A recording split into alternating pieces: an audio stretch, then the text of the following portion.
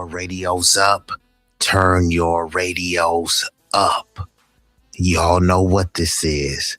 Y'all know who this is. B-Eazy, that dude, back with another one. An impromptu stream. It's gonna be a banger. It's gonna be controversial. And I don't like to keep y'all waiting. So before we get this thing started, you know, I gotta hit you. If you know the song, sing along. Yeah, you're right. 私も地元民と言っても実際ぐらいです。もう友達できたの？うん。ぶっとこっち見ろ。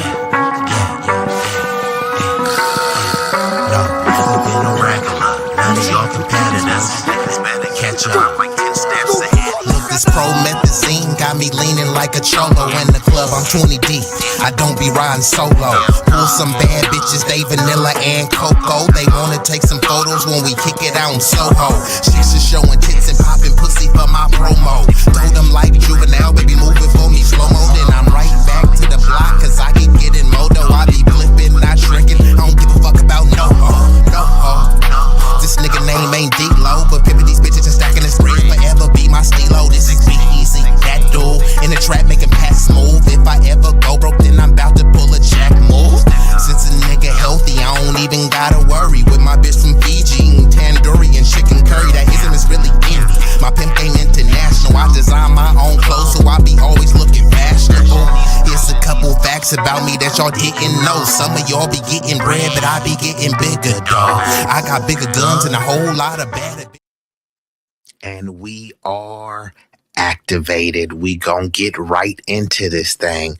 So unless you've been living under a rock, y'all know what has been happening. The story going viral, heard around the world. The media, the mainstream, the Democrats specifically, both political establishments are feeding off each other, but the Democrats specifically are trying to create this into a George Floyd 2.0. I'm talking about the story of Renee Nicole Macklin Good, a 37-year-old U.S. citizen, a mother of three, who was fatally shot by an ICE agent in Minneapolis on January 7th, 2026. So this has sparked nationwide protests. There's a lot of political controversy. Many of the politicians and public figures don't really care about this woman. They're just using her demise as a political football to galvanize their base. Some are just using it to fundraise and to use it as a juxtaposition to say, hey, we're not like those meanie Republicans. We have a heart. We have a soul. So, vote for us. So there's a lot of that going on. But in case you're unfamiliar with the case, this is a political stooge, Jake Tapper. And this is the DHS secretary, the Department of Homeland Security Secretary, Kristi Noem. So she's going to come up here and defend the ICE agents, of course. Jake Tapper is going to give her some, let's just say, lukewarm pushback, but I'll let you be the judge of that. So now that I set that up for you, we're going to get into the video and let's break this thing down. Let me know if y'all have any issues hearing this as well. Let's commence. Really appreciate it. So it's been 4 days since this incident. The FBI is investigating the circumstances around the shooting. What new have investigators learned? Well, I would say the FBI can give you the details of the investigation, but what we do know is that this. And of course, I would be remiss. Sha-Ra King coming through, number one, first to hit the stream in the building. And of course, Ronnie Q, I can't stand Jake Tapper. Like, that's why I called him a political stooge and pundit. So Jake Tapper is almost as much as a clown as Kristi Noem. I think she edges him out slightly. But depending on who you ask, he may be an even bigger clown than her.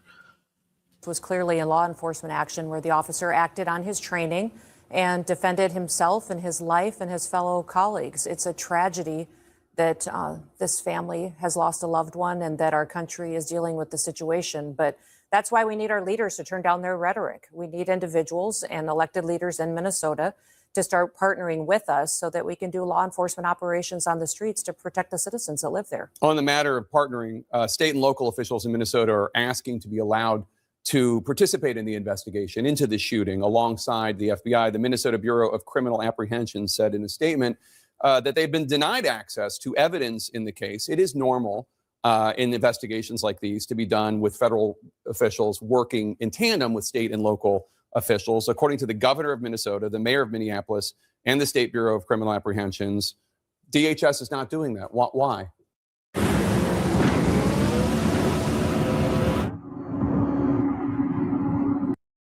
Well, we're following the same protocols that we've always followed in these situations. Nothing's changed.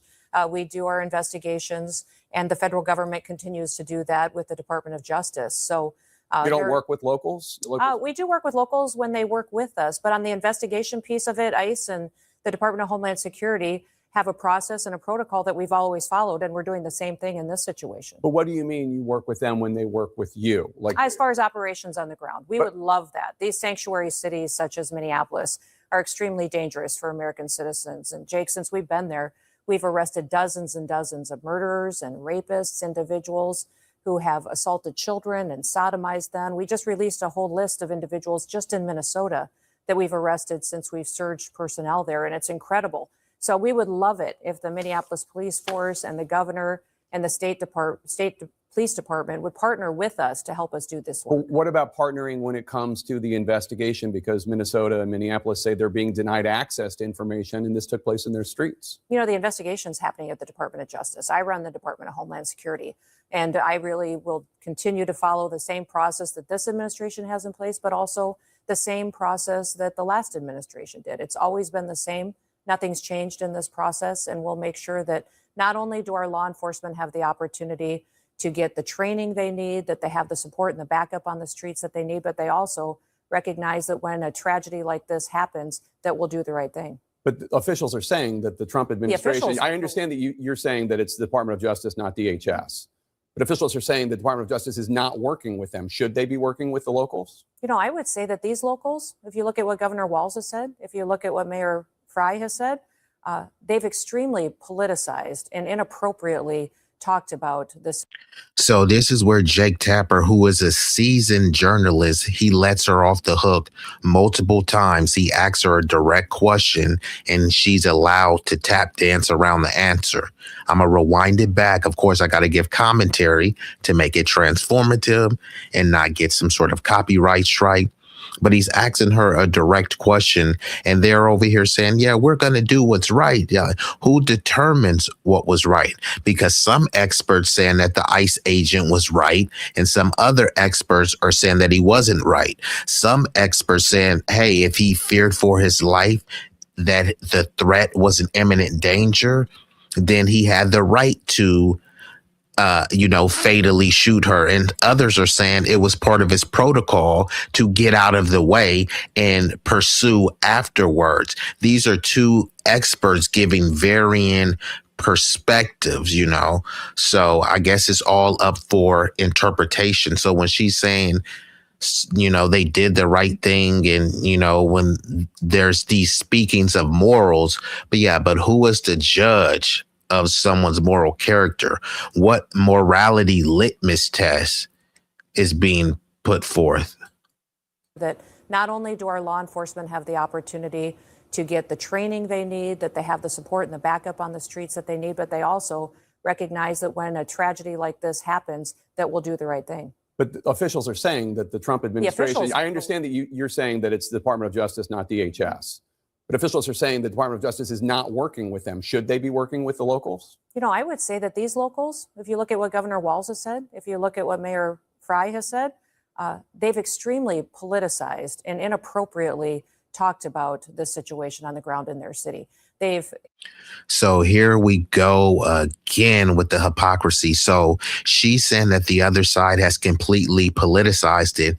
But before there was even an investigation, she was calling the woman a domestic terrorist. She was making all sorts of bold proclamations. That's politicizing it. Not only that, the person with the biggest megaphone in all of the land, the president, was also politicizing it. And just like attack dogs, many on the woke, wacky, weird right start parroting their talking points as well. So both sides are politicizing it. There's a saying in politics, you never let a tragedy go to waste. So they'll find any tragedy and find a way to galvanize, find a way to divide, find a way to get some sort of political clout and mileage out of it. Both parties are doing that. Kristi Noem is no different. HS. But officials are saying the Department of Justice is not working with them. Should they be working with the locals? I would say that these locals, if you look at what Governor Walz has said, if you look at what Mayor... And of course, I got to give a shout out to the lovely Jackie Gaines in building. Fry has said the training they need, that they have the support and the backup on the streets that they need, but they also recognize that when a tragedy like this happens, that we'll do the right thing. But officials are saying that the Trump administration, I understand that you're saying that it's the Department of Justice, not DHS. But officials are saying the Department of Justice is not working with them. Should they be working with the locals? I would say that these locals, if you look at what Governor Walz has said, if you look at what Mayor Fry has said, they've extremely politicized and inappropriately talked about the situation on the ground in their city. They've inflamed the public. They've encouraged the kind of destruction and violence that we've seen in Minneapolis the last several days. And I would encourage them to grow up, get some maturity, act like people who are responsible, who want people to be safe, and the right thing be done. When you use the kind of language that you use against law enforcement officers, they lose their credibility.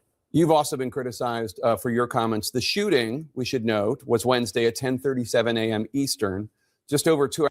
This is another thing, too. When you ask people, are law enforcement officers, are they just these benevolent, beings that are just above reproach? They would say no, right? They're civilians. They're humans just like us. So there's a lot being made about their feelings that if law enforcement officer are being called mean names and stuff, it's like, you just don't know the stress that they're dealing with. Yeah, they're being stressed with all sorts of ways to outlet that stress, whether it's in the gym, a punching bag, on the firing range, or if they turn, an urban playground into their firing range. So look, if you can't cut the mustard, if you can't take people calling you mean words and slurs and insults, then you need to find another profession, because they always tell black people, like, you guys need to word. It's just a word. Why do you care about the N word? It's just a word. So if people are antagonizing ICE and calling them pigs and saying abolish the ICE, those are just words, right? Why are you being so triggered? They usually call people snowflakes like that. Like, do your job. Stop being a victim. Personal responsibility, right? I'm just keeping the same energy and applying the same logic that they would do to me or anyone else. They're not above reproach. Is their job tough? Yes. Do they have the toughest job out there? Absolutely not. So let's just stop trying to pretend. I'm fearing for my life, even though I have backup that I can call, even though I have multiple guns, tasers, dogs, drones, tanks, but I fear for my life. Like, come on, bro, give me a break. Talked about the situation on the ground in their city. They've inflamed the public. They've encouraged the kind of destruction and violence that we've seen in Minneapolis the last several days. And I would encourage them to grow up, get some maturity, act like people who are responsible, who want people to be safe, and the right thing be done. When you use the kind of language that you use against law enforcement officers, they lose their credibility. You've also been criticized for your comments. The shooting, we should know. Okay, so what about the law enforcement officers when there's countless videos of law enforcement making very derogatory, racial, and racist epithets? Should they lose their credibility? Instead, they say, you guys are the woke mob, the woke mind virus. How is that woke to point out anti-Black bigotry or just vile racism within a law enforcement or any type of government systemic institution? I mean, what is woke about that? And what should happen to those people? Because we want to make the law enforcement victims if they're on the receiving end of insults and mean words and things like that. So what happens when they're doling it out? Oftentimes unprovoked, oftentimes, kind of being a little bit of authoritarian, with their position in society. Who is checking them? Back to blue, no matter who. No, it's a lot of corrupt people that wear the badge, but back them no matter what. Sounds pretty idiotic. They've extremely politicized and inappropriately talked about the situation on the ground in their city. They've inflamed the public. They've encouraged the kind of destruction and violence that we've seen in Minneapolis the last several days, and I would encourage them to grow up. Get some maturity, act like people who are responsible, who want people to be safe, and the right thing be done. When you use the kind of language that you use against law enforcement officers, they lose their credibility. You've also been criticized for your comments. The shooting, we should note, was Wednesday at 10:37 a.m. Eastern. Just over 2 hours later, the Department of Homeland Security put out a statement definitively asserting what had happened, defending the ICE agent, accusing Renee Good of domestic terrorism. That's a characterization that you reiterated in a press conference half an hour later. Now, Republican Senator Tom Tillis said, quote, "It was very unusual to have a senior law enforcement official to draw a conclusion about an event where the scene was still being processed. Generally speaking, law enforcement would recognize that a life was lost, that families are changed forever, the shooter's life will change forever. We're collecting video. We're trying to assess the situation." Why did you not wait for an investigation before making your comments? Oh, well, everything that I've said has been proven to be factual and the truth. This administration wants to operate in transparency. I have the responsibility as the Secretary of Homeland Security to know this information as soon as possible. Had just been in Minneapolis the day before, had already had conversations with officers on the ground and supervisors, and knew the facts, and decided that the department and the people of this country deserve to know the truth of the situation of what had unfolded in Minneapolis. But with all due respect, Secretary, the first thing you said was, quote, "What happened was our ICE officers were out in an enforcement action. They got stuck in the snow because of the adverse weather that is in Minneapolis. They were attempting to push out their vehicle, and a woman attacked them and those surrounding them and attempted to run them over and rammed them with her vehicle." That's not what happened. We all saw what happened. It absolutely is what happened. Those officers had been out in enforcement action. A vehicle had been stuck. They had come to help get that vehicle out. That's when this individual started blocking traffic for minutes and minutes. You said that the woman attacked them and surrounded them and attempted to run them over and ram them with her vehicle. Blocked the road for a long time and was yelling at them and impeding a federal law enforcement investigation. And that's what you need to focus on, Jake, is they were breaking the law by impeding and obstructing a law enforcement operation. They were breaking the law already, and these officers were doing their due diligence and what their training had prepared them to do to make sure they were handling it appropriately. You said within hours of her being killed, you said that she was a domestic terrorist. How do you define domestic terrorist? She weaponized her vehicle to conduct an act of violence against a law enforcement officer and the public. They are doing that. How can you assert with certainty that she was trying to hurt the officer as opposed to she was trying to flee the scene? If you look at what the definition of domestic terrorism is, it completely fits the situation on the ground. This individual, as you saw in the video that we released just 48 hours after this incident, showed that this officer was hit by her vehicle. She weaponized it, and he defended his life and those colleagues around him and the public. The question is, I don't doubt. My position is, I wasn't there. I didn't see it. It's so easy to become a podcaster with Riverside. First, go to Riverside and open an account. Some people say that it clearly showed that she was trying to hit him. and did. Some people say, no, she was clearly trying to move her car and flee and get away. I don't know. What I'm saying is, how do you know? How can you assert for a fact within? Yeah, it's all up for interpretation. Some are saying, okay, look, she turned her wheel, so that proves that she wasn't trying to hit him. And then others say, hey, he was grazed by the car. So because he was grazed, he feared for his life in imminent danger. And then there's experts saying our protocol is to get out of the way.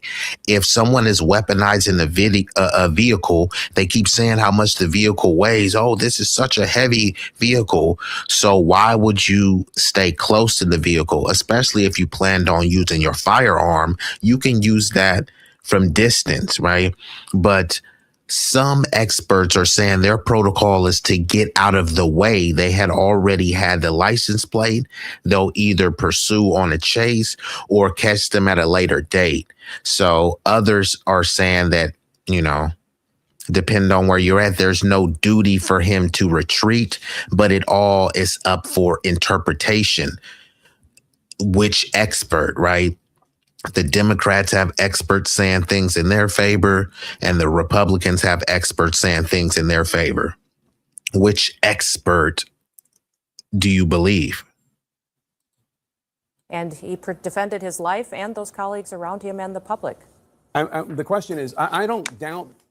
My position is, I wasn't there. I didn't see it. Some people say that it clearly showed that she was trying to hit him and did. Some people say, no, she was clearly trying to move her car and flee and get away. I don't know. What I'm saying is, how do you know? How can you assert for a fact within hours before any investigation, this is what happened?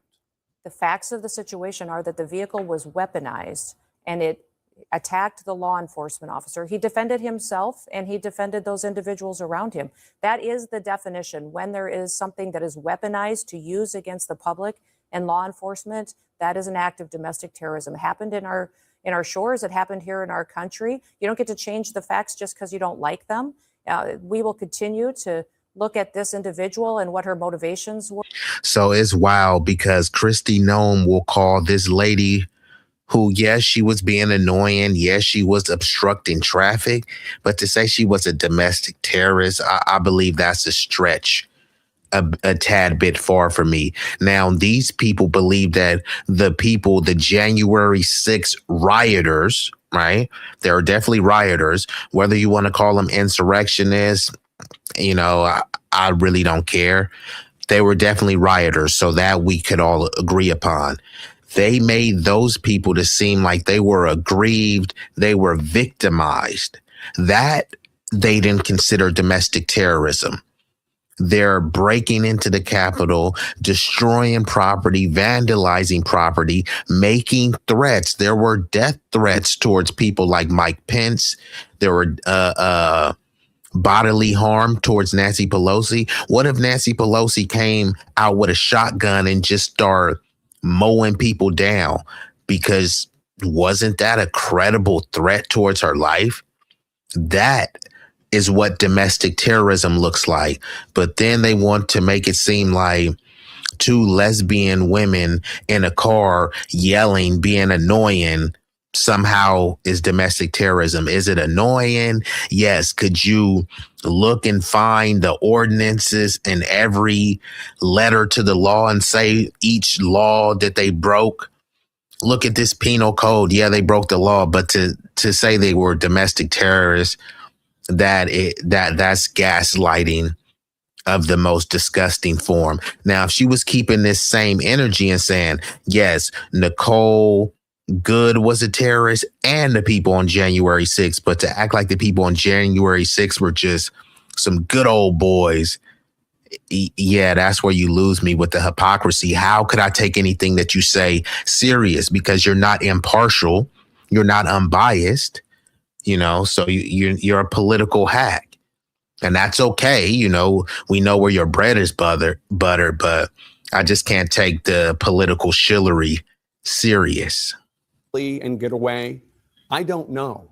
What I'm saying is, how do you know? How can you assert for a fact within hours before any investigation? And I would be remiss without giving a shout out to the hardest working mod on YouTube, Vibrant Low and Tay Bay in the building. This is what happened.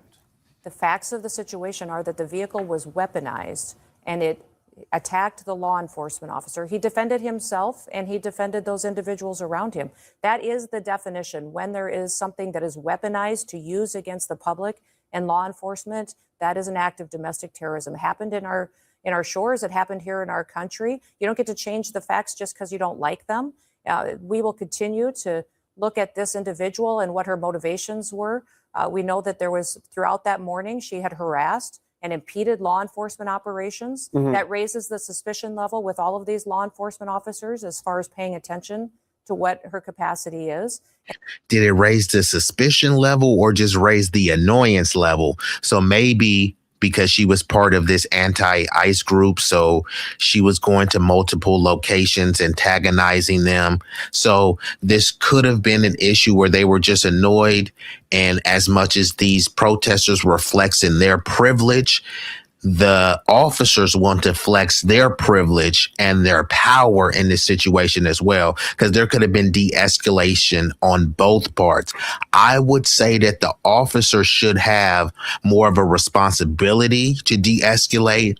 However, there's no law saying that there's a legal obligation to do so. That's just something that is wishful thinking, right? And since we're a Christian nation, right, you would think that morality would reign supreme, but unfortunately, mayhem and, murderous proclivities reign supreme, especially in this situation, unfortunately.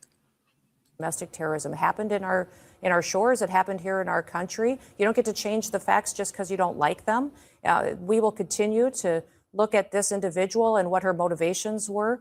We know that there was, throughout that morning, she had harassed and impeded law enforcement operations. That raises the suspicion level with all of these law enforcement officers as far as paying attention to what her capacity is. And as you see on the videos, and they've proven out, that this law enforcement officer took the action that his training prepared him for, and he worked to make sure that he could save his own life and those around him. How can you assert that there's no ambiguity in this before any investigation has taken place? I had just been in Minneapolis and had been with those officers, had seen what they were facing on the streets every day, and had talked to their supervisors as soon as the incident happened and had gotten the facts and seen videos before I ever went to talk at that press conference. And the Trump administration and President Trump is the most transparent and open.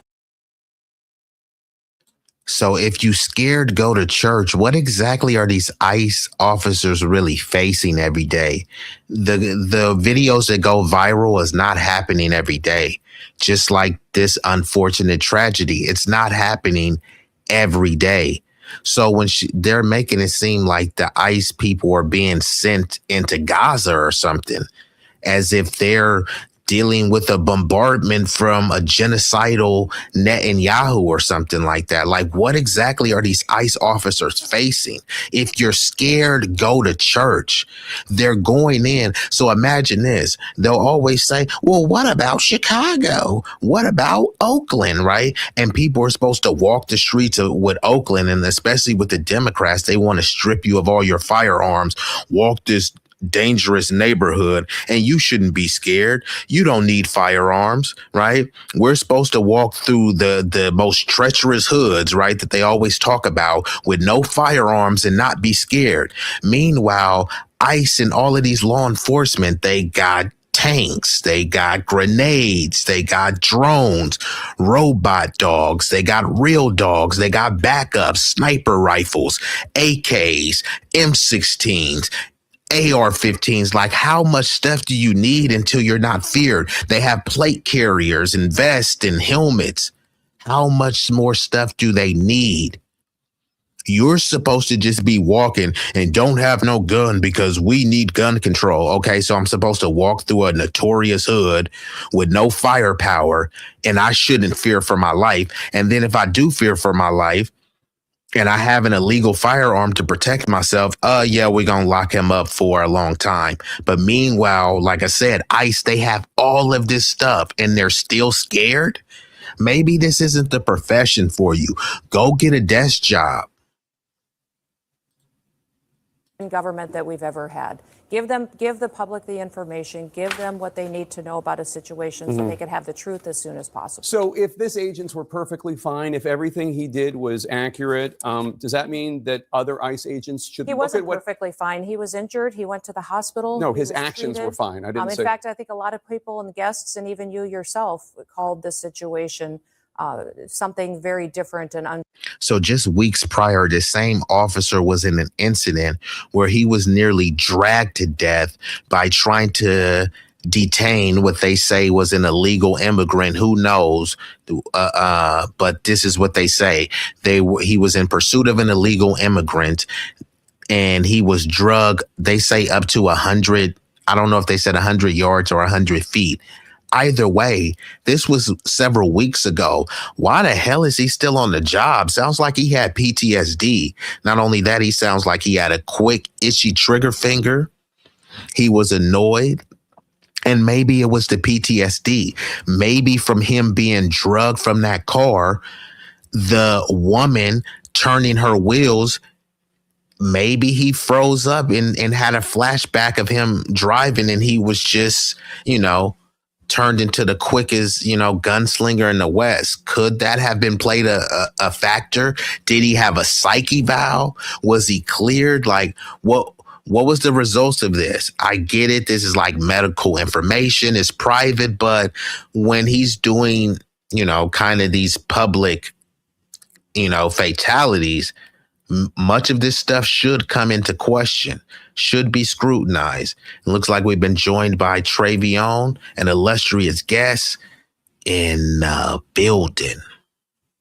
truthful about what it was as far as What this did I say that was individual, untruthful? That this was not a correct definition of what was happening on the ground. That this I said that your description, they were attempting to push out their vehicle and a woman attacked them and those surrounding them and attempted to run them over and ram them with her vehicle is not what we see on the videotape, and it's not.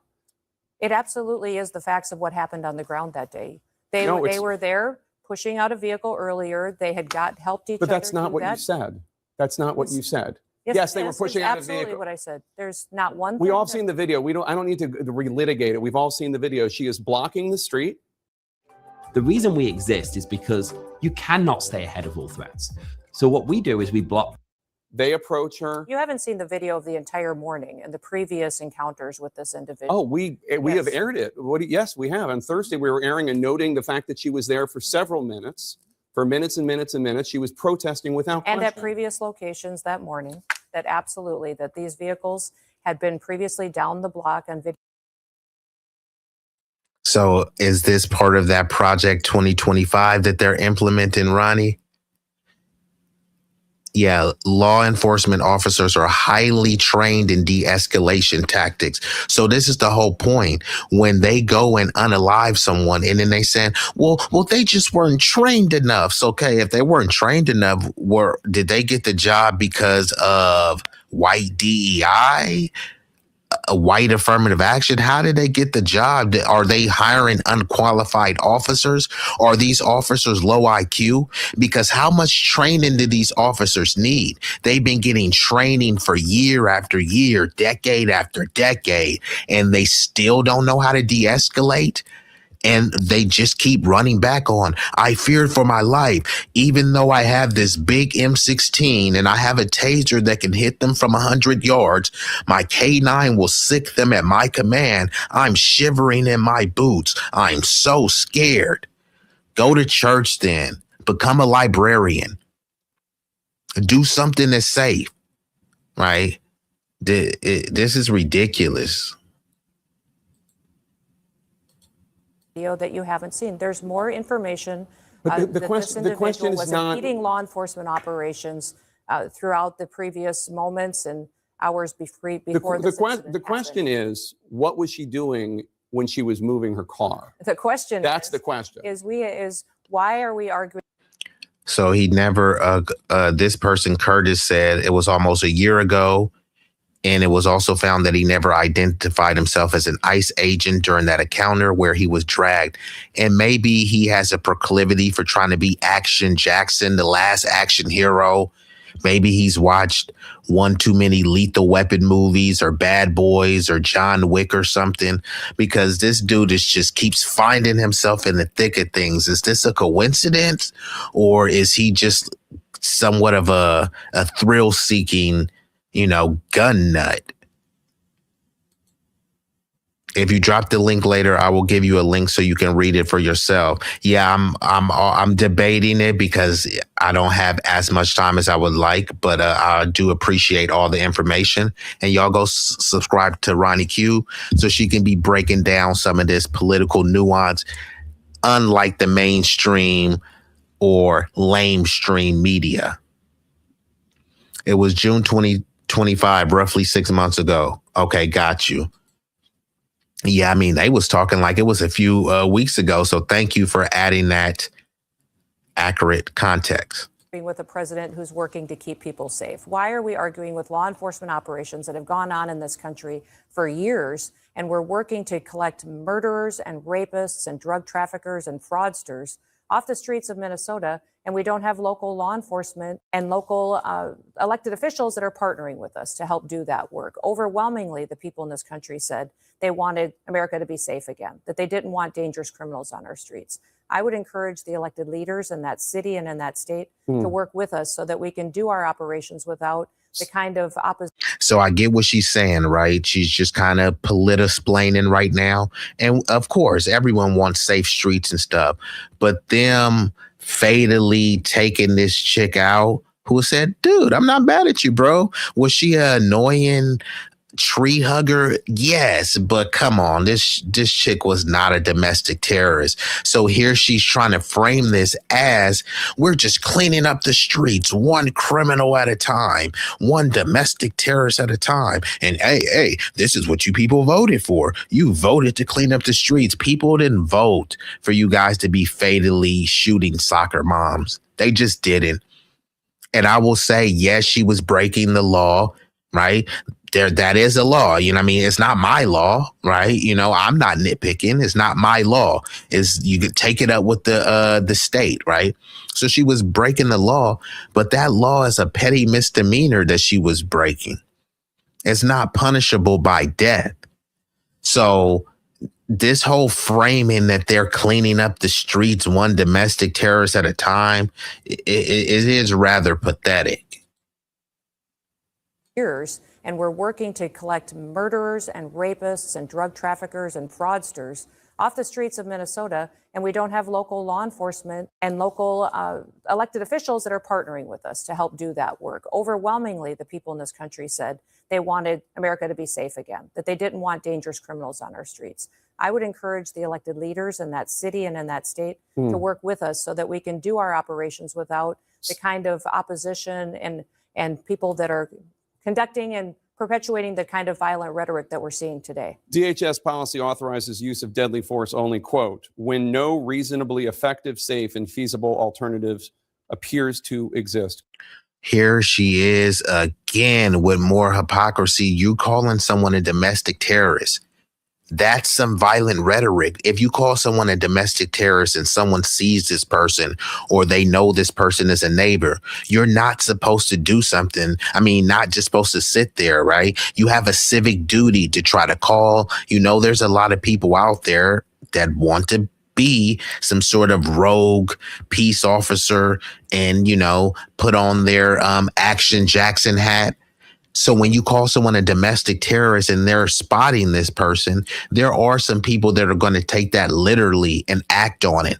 How was that not violent rhetoric? So here they go playing this. Oh, well, it was the left and it was the Democrats. It's like, and the Democrats do the same thing. They're calling the ICE Gestapo and Nazi and all this stuff because both parties are the same.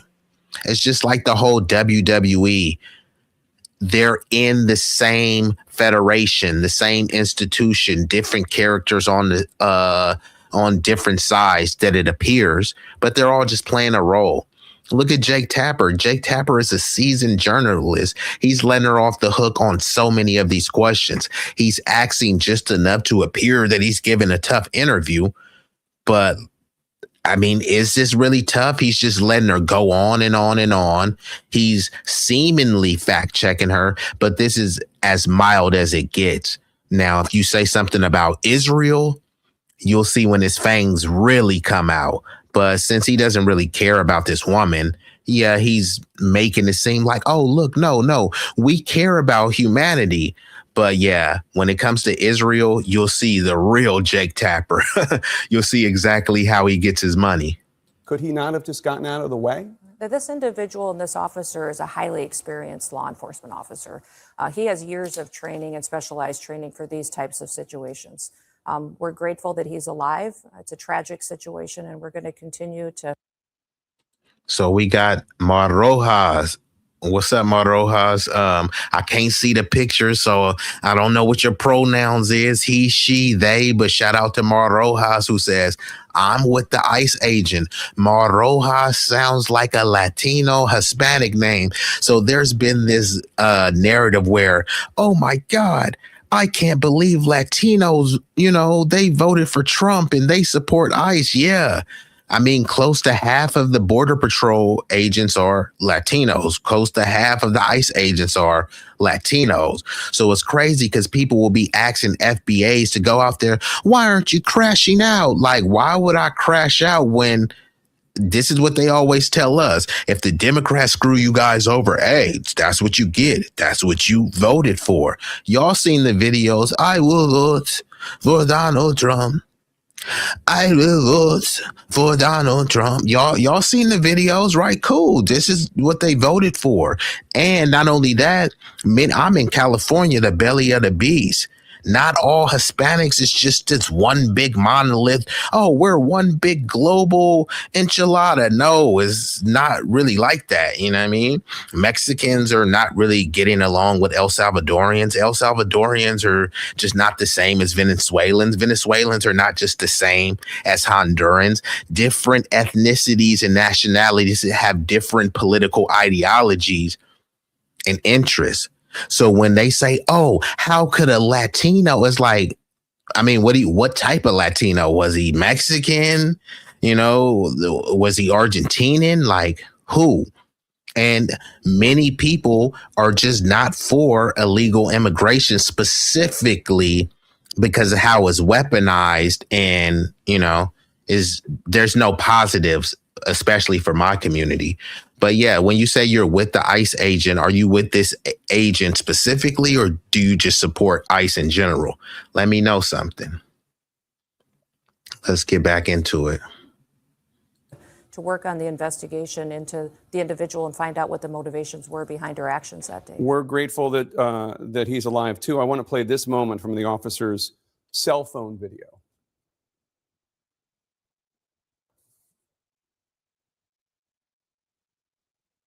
This is number 7, folks. Get out of the car. Oh! Fucking bitch. Is that Agent Ross's voice calling Renee Good a fucking bitch? I can't determine which one it is, but it could be, sir. In June of last year. Okay, so why did he even ask that question? He asked that question and then immediately moved on. Okay, that's a fair question if we know the relevance.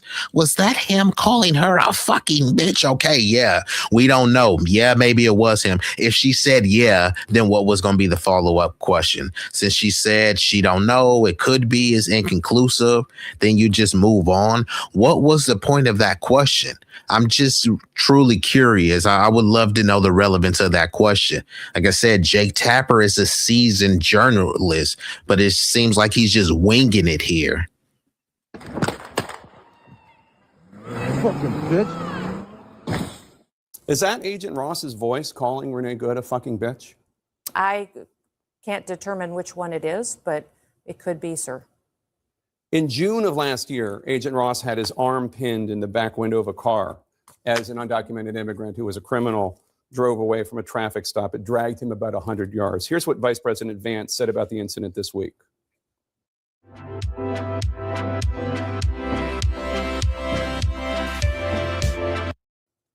That very ICE officer nearly had his life ended, dragged by a car 6 months ago, 33 stitches in his leg. So you think maybe he's a little bit sensitive about somebody ramming him with an automobile? So like JD Vance says, so maybe he's sensitive. So if he's sensitive, don't they have PTSD courses, classes?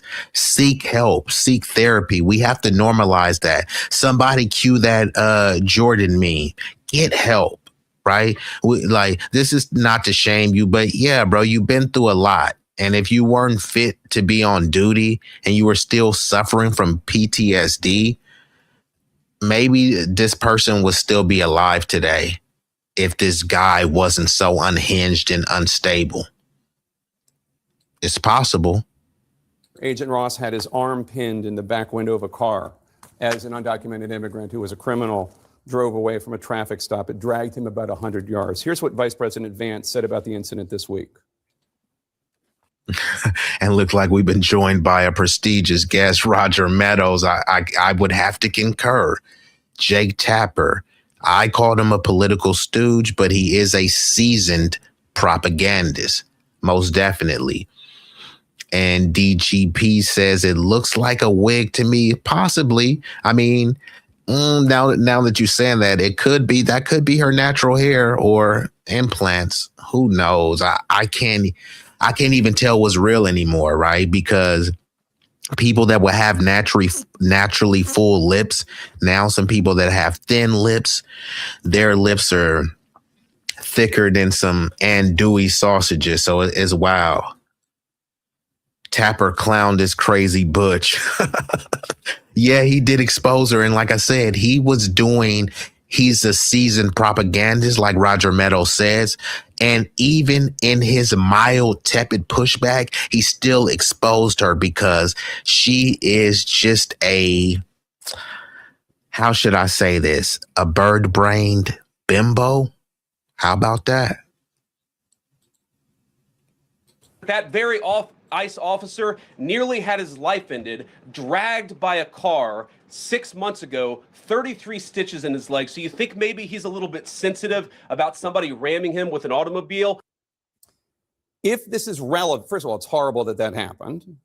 If it's relevant, which the vice president seems to think it is, do you think this understandably very traumatic event that this officer went through last June might have influenced, as the vice president is suggesting happened, how he responded? Now, there's no indication to that, but the facts is that we've seen vehicles weaponized over 100 times in the last several months against our law enforcement officers. So they definitely know that the threat is real, that individuals who are trained by activists to go out and to impede their law enforcement operations will weaponize their vehicles. So, yes, I'm really going to talk about wigs because are you talking about me or somebody in the chat? Because I was responding to someone in the chat. I mean, what's wrong with someone talking about her wig? I mean, do you got a crush on Kristi or something? Shoot your shot. She might be single, shoot your shot. And try to run them over and drag them and not stop. So they certainly go into these situations with that knowledge that could happen. And that's what their training prepares them. And Curtis Biz says nobody gaslights better than Noem. It's scary that people buy her line of BS. Well, this is the thing, right? So she's a slightly or a decently attractive woman. So they put in every time you see her, she's always trying to be dolled up, right? She goes on these photo ops. She's not really doing anything, but she's just portraying power. She'll go with a bunch of border patrol. She's over here looking like the border Barbie, She goes down and makes it look tough, but she's always dressed up, has the right amount of makeup, the right angle, always has some tight pants, right? So you get the perfect angle, you feel me, the booty cheeks and stuff. So it's like, this is all political theater. But like you said, people buy the BS. Unfortunately, society has been dumbed down, and all it takes is not even a beautiful face or not even a pretty face, just a decent or a medium cute face. And then, people, unfortunately, many men, because this is like the age of incels and effeminate males, they just kind of take whatever she says, hook, line, and sinker. She's a bird-brained bimbo. Even if she was the hottest chick ever, she's not bright. You know, she's not the most effective tool in the box, right? Definitely not the sharpest knife in the drawer. But, I mean, it is what it is. Women portraying power bother you, dude? What power is she portraying? I mean, and you don't even have a real profile pic. Like, so does you put in a real picture of yourself? Does that bother you? No, I'm not like that. You should probably try talking to the conservatives, right? They're the ones who want the trad wives, right? They want them barefoot and pregnant. Go talk to the MAGA maniacs. Don't talk to me about that. And fix that profile pic. JD Vance, when Trump wanted you to be his VP, did you ever use your leverage to get help for the controlled burn and purposeful explosion that poisoned your constituents in East Palestine, Ohio? People are thinking about Gaza, right? No, there's an East Palestine, Ohio, where the people were poisoned, and they were like, no, you know what? Actually, you guys can drink the water, just like they told the people they can drink the Flint water. They wouldn't drink it, but they were telling other people to drink it. They did have to pay some people out. I don't think they gave them enough, but they did at least admit wrongdoing. But where was JD Vance at? You must strongly disagree. Google her original face. I'm not sure exactly what you're disagreeing with because I said a lot, but hey, you know, I welcome disagreements here. Oh, I think you're saying you strongly disagree maybe when I said that she is medium cute or decent cute. I'm not saying for me, I ain't trying to shoot my shot, but there are people in the chat and other people that will, you know, this will be the hottest chick that they've ever had. Like I said, we're in the age of incels and effeminate males. I don't like that abuse using good looks. Yeah, well, people do it all the time though. So they'll do it with a male, right? If they have a tall, I mean, they do it in movies, right? Part of the reason why they call movie magic, right? There's a lot of people that they're decent at acting. What's the girl from Transformers? What is her name? I think like Megan Fox or something. People will say, yeah, she's a fox. She's pretty fox. Is she great at acting? Nobody would say that, but you would still go see a movie because of how she looks, right? The Rock, I think The Rock has gotten better, but is The Rock really a great actor? But he's not on there to be a great actor. Now they're making movies with Bautista, who was a wrestler. But, you know, people may want to see him jacked up, his veins popping out, big muscles and things like that. So people will use the looks, you know, to advance a certain narrative. And it's from a marketing standpoint. And politics is marketing. That's why they have political ads. And, you know, if you can use some form of identity politics or some sort of vanity politics, never gets old. JD Vance out here worrying about defending ICE, but your Ohioans still suffering. Well, these people don't care. The whole MAGA maniacs that make America great again, they're not MAGA, they're MIGA, making Israel great again. That's all they care about. And of course, bending over for the donors and spreading cheeks. And of course, we got the 504 boy. Whoa, they New Orleans in the building. What's up, Braxton? Okay, so let me get back into the video. What evidence are you looking at that so many other people around the country look at and they say, it looked to me, her tires were turned to the right, she was moving her car, and they see a woman trying to flee. You say she was trying to kill the officer. No investigation has happened. Why are you so certain that your interpretation is the truth? Are you a Zionist? What's up, Richard Swisher? I gotta ask, are you a Zio? Richard Zio Swisher? The Bible says Israel will always be what? Like, could you elaborate on that? And are you implying that the Bible was saying that the present state of Israel is what they're referring to? Did the Bible mention Bibi Netanyahu or Ben Gurion? I'm just asking, since the Bible says Israel will always be. Remember what Biden said? Biden said if there wasn't an Israel, we would create an Israel. Israel was created in 1948. That's relatively new. So tell me again, how old is the Bible? And if the Bible is that old, why did it take until 1948 for the U.S. Western powers to create Israel? And answer me this: are DNA tests banned in Israel?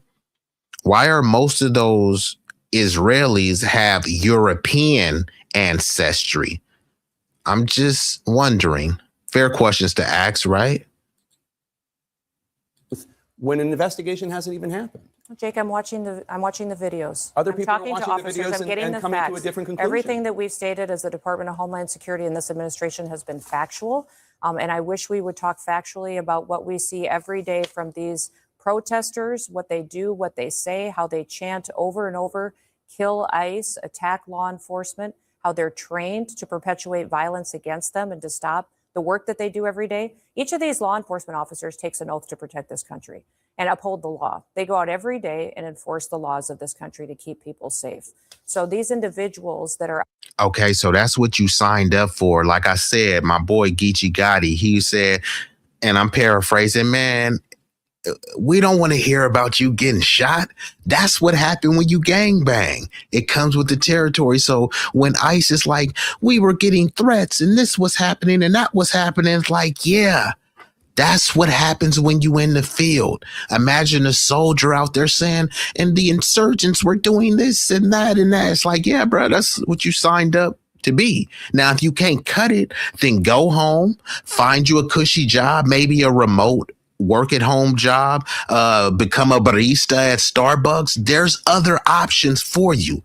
But once you sign up for that, imagine you sign up to play football and you like, they hit hard. And sometimes I might get a concussion, or what if I tear my ACL? Man, it's some really big boys out there. Like, they're fast, they're running. It's like, bro, you know what you signed up for. These agents know what they signed up for. They list all of this stuff. They signed on the dotted line and said, yep, I'm cool with all that. And then now you're whining and complaining about what you said you were cool with. They fear for their life. They're getting a threat, allegedly, from some anonymous faceless troll. And here they are clutching on an AR-15 with a grenade and an attack dog and a robot dog and a tank, clutching on pearls, saying, what am I going to do?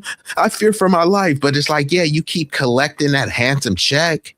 You went and got that sign-on bonus. You didn't fear for your life when you got the sign-on bonus. When you deposit in the check, you don't fear for your life. But suddenly, when you see a lily white person in a Honda Pilot with her lesbian girlfriend, then suddenly that's where you fear for your life.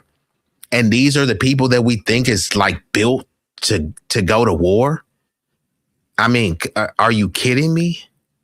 Out there harassing them while they do that work, doxing their identities, threatening them and their families. It's unacceptable. And that's why President Trump is so strong in support. They see a woman trying to flee. You say she was trying to kill the officer. No investigation has happened. Why are you so certain that your interpretation is the truth when an investigation hasn't even happened? Jake, I'm watching the videos. Other people are talking to watching the officers. videos I'm getting and the coming to a facts. different conclusion. Everything that we've stated as the Department of Homeland Security and this administration has been factual. And I wish we would talk factually about what we see every day from these protesters, what they do, what they say, how they chant over and over, kill ICE, attack law enforcement, how they're trained to perpetuate violence against them and to stop the work that they do every day. Each of these law enforcement officers takes an oath to protect this country and uphold the law. They go out every day and enforce the laws of this country to keep people safe.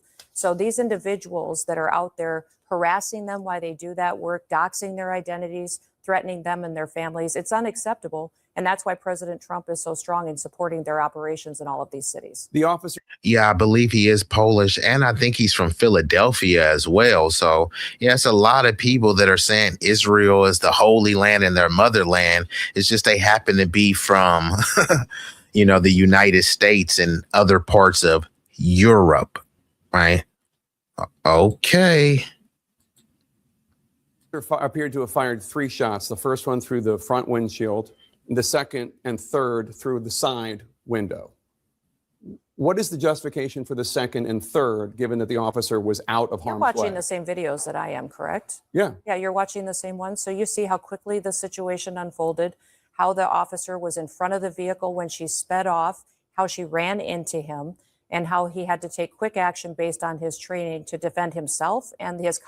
Well, unfortunately, it kind of is turning into that, not because of the players, because of the refs. So now I have a newfound appreciation for old school players, Ray Lewis, Brian Urlacher, Reggie White. I'm just throwing some names off the top. Lawrence Taylor, because back then they didn't even give a flip. And not only that, they were pushing very racist, scientific, pseudo babble to say, hey, you guys have this tiny Negro brain, so we don't really want to compensate you fully for the allegations of CTE because, I mean, you guys are tiny Negro brains, man. We can't fully prove that football damaged your brain. You're a Negro. Your brain is just deteriorating. Your brain is just that. Don't take my word for it. Look it up. Scientific racism, but specifically look up the NFL. The NFL were making arguments against the black players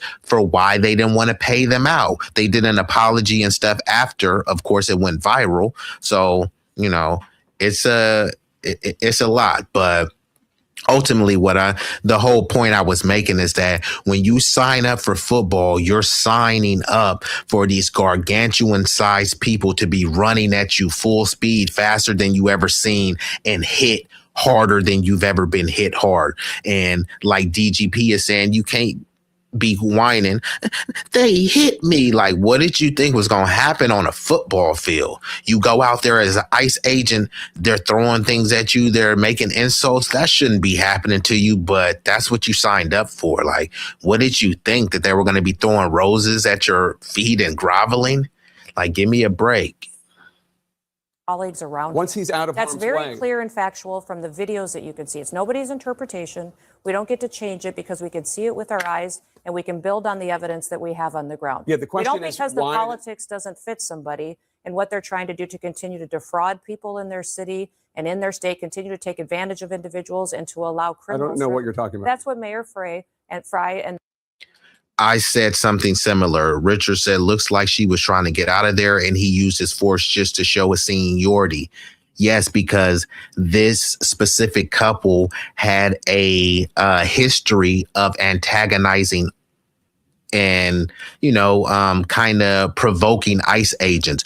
So I think that due to some of the past PTSD that he suffered with, him being annoyed, not only that, her wife was egging the agent on. So I think as much as she was exercising some level of privilege, to be able to obstruct justice, and she didn't think anything was going to happen from it, when they came up aggressive, hey, get the fuck out of the car, and they start reaching for her car. Her wife tells her, drive, baby, drive. I think that she thought that the privilege would reign supreme and she would be allowed to just skirt responsibility in that specific moment and drive away. Maybe face responsibility at a later time and date. But in that moment, my privilege is going to get me out of here. I think he also exercised his privilege and his power as an authoritative figure and said, hey, look, I have the privilege to do this because it's up for interpretation that I fear for my life. Even though, based on some protocols, depending on who you listen to, he was supposed to get out of the way. He was supposed to evade the vehicle more so than kind of try to stand like Superman and, but it is what it is. Oh, and I said the same thing. He thought he's Superman. Then Rambo. Yeah, bro. It looks like he thought he was Superman and John Wick at the same time. Superman Wick. Like, bruh, you could have de-escalated this. What is all this training? Remember, they were saying you can't say defund the police. So then Biden, right? Biden came and said, we don't want to defund the police. We want to refund the police. Okay, so you gave the police more money, so they have more money, more militarized weaponry. They got more training, but yet they're still failing. They're getting more training, more money than they've ever gotten, but they're still just getting things wrong. Is this a level of low IQ? Who raised this ICE officer? Was he raised in a broken home? Was he raised with a single mom? Fair questions to ask. That's what Governor Walz are doing every day by. That's very clear and factual from the videos that you can see. It's nobody's interpretation. We don't get to change it because we can see it with our eyes and we can build on the evidence that we have on the ground. Yeah, the question we don't is because the why politics doesn't fit somebody and what they're trying to do to continue to defraud people in their city and in their state, continue to take advantage of individuals and to allow criminals. I don't know what you're talking about. That's what Mayor Fry and that's what Governor Walz are doing every day by diverting the attention and trying to attack a law enforcement officer. All right, you got to stop buying generic Viagra if y'all over 40. You can get 9 pills of 100 milligram generic Viagra for just. They're allowing the criminals to go buy. Damn, and now they're using AI to push Viagra too? Yikes. Without examination. Are you saying that the second and third shots, because you just said it happened very quickly, are you saying the second and third shots? I said watch the videos. I'm watch asking. how quickly this unfolded and know that law enforcement officers every day in this country are in difficult situations where they have to make split-second decisions to protect themselves, the public, and their colleagues, and that they have to rely on their training. That's exactly what this officer did. Now, Gerard, do you really believe this or are you just trolling? The lady shouldn't have tried to delete that guy. Do you truly believe this? That's what she was trying to do? Do you believe that this guy feared for his life, that there was an imminent threat? It's hard to have a conversation. I think it's hard to have a conversation with ignorant people. I can have a conversation with anyone as long as they are not ignorant and as long as they are not dishonest and disingenuous, then I can have a conversation with you. We don't necessarily have to agree, but when we're talking about facts, there's nothing to disagree with. You can be emotional, but that doesn't make it any less factual when facts are being presented. And I know that the left and I know the crazy activists in this country that are trying to undermine our way of life will attack and try to destroy a law enforcement officer. I'm asking a question. It's just unacceptable, and we're not going to let that happen. I'm asking a question is, when he's out of harm's way, what is the reason for the second and third shot through the window when he is out? He's not in the line of sight of the car. This investigation will continue to unfold and more information will come forward. But until that comes, what I would appreciate is everybody sticking to the facts of the situation and recognize that this law enforcement officer took action based on his training to protect. Yeah, typically this is annoying to hear. Both sides were wrong, but in this situation, I would have to concur. There should have been de-escalation on both sides. This guy is being trained to have de-escalatory tactics. And not only that, this woman, even though she seemed very meek and, hey, I'm not mad at you, bro, but her wife was unfortunately being a provocateur. So I think there could have just been some de-escalation on all sides. I would say that most of the onus should be on the law enforcement officer. He should have become a peacekeeper. And this is why some people say, hey, defund the police and have more social worker, peacekeeper types, so that these situations, people don't end with a fatality. But yes, I do concur. There should have been a lot more de-escalation. I saw Centers the other night. Now give me my black card back. You're illegally detaining my ID. And just in case y'all don't know, Roger had his black card revoked. He hadn't seen one of the iconic shows, The Wire. There have been some other shows I don't know off the top, but there were some questionable ones that my jaw dropped. So his black card had been revoked, but don't worry, I kept it nice and safe for you. He's seen Centers, so we can potentially get that black card back. You're not in the clear yet, but potentially we could work something out. Why would anyone, let alone an officer of the law, step in front of a moving vehicle? Well, unless he thought he was kind of bulletproof, or he thought he was Thing from Fantastic Four, possibly Incredible Hulk, maybe Superman. I don't know why he would do that.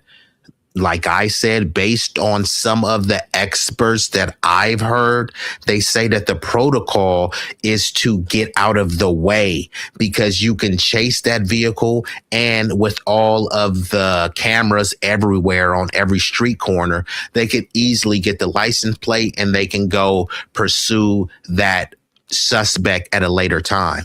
So I don't know if he was just feeling he was in his Rambo bag and he just wanted to be, you know, the last action hero. I'm not sure what really happened. He said it's definitely not a George Floyd situation. Well, try telling that to the Democrats, because they keep invoking George Floyd. And it's like, just let the man rest. We already got the woke, wacky, weird, whiny right. They're always, anytime they chant, BLM, George Floyd, woke mind virus, DEI, like any chance they get, they bring up George Floyd. Literally, they bring up George Floyd more than Peter Thiel. They hate George Soros. They'll say George Soros funded BLM. And instead of being mad at George Soros, they're mad at George Floyd. Does this make any sense to you?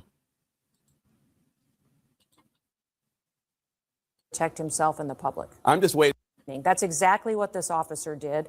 And I know that the left, and I know the crazy activists in this country that are trying to undermine our way of life will attack and try to destroy a law enforcement officer. I'm asking a question. It's just unacceptable, and we're not going to let that happen. I'm asking a question is, when he's out of harm's way, what is the reason for the second and third shot through the window when he is out? He's not in the line of sight of the car. This investigation will continue to unfold, and more information will come forward. But until that comes, what I would appreciate is everybody sticking to the facts of the situation and recognize that this law enforcement officer took action based on his training to protect himself and the public. I'm just waiting for the investigation to come through. I'm wondering if you're not doing a disservice to the officer by reaching a conclusion before the investigation takes place. I haven't heard you say once what a disservice it's done for Mayor Fry to get up and to tell ICE to get the F out of his city, and AOC to stand up before she had any of the facts and call this officer a murderer. For individuals, well, call them out, Jake. Spend as much time calling them out. Okay. I have provided you with facts and information to back up every single word that we have said. Yeah, this is that bird brain Barbie bimbo politics, or that bird brain Barbie bimbo babble. And every single part of this investigation. And if you don't like it, that's fine. But we're going to continue to do the right thing to keep the American people safe. I know that you'd like to make me the topic of this and not what happened, but. So once again, she said, we're going to continue to do the right thing, but who gets to determine who did the right thing? Some experts saying the right thing was for him to get out the way and then chase her later because they already had her information. And then others are saying the right thing was for him to put some hot lead in her head. So who gets to determine what the right thing is? You know what they say. You may have seen it on a bumper sticker. What would Jesus do? Isn't this a Christian nation, right? So what would Jesus have done? If Jesus was in that situation, would he have unloaded a clip? I'm just saying. I did ask a Democratic senator just a few minutes ago about AOC's comments, and I don't actually even know what you're talking about when I ask questions as if like that's an assertion. It's a question. How can you make a conclusion before an investigation? And there really isn't an answer other than you saw the video. I want to ask a question about the rules of how law enforcement is allowed to engage when feeling threatened, per your assertions. Because I want to show some video to you right now and ask, what is the appropriate response for the police officers in this situation?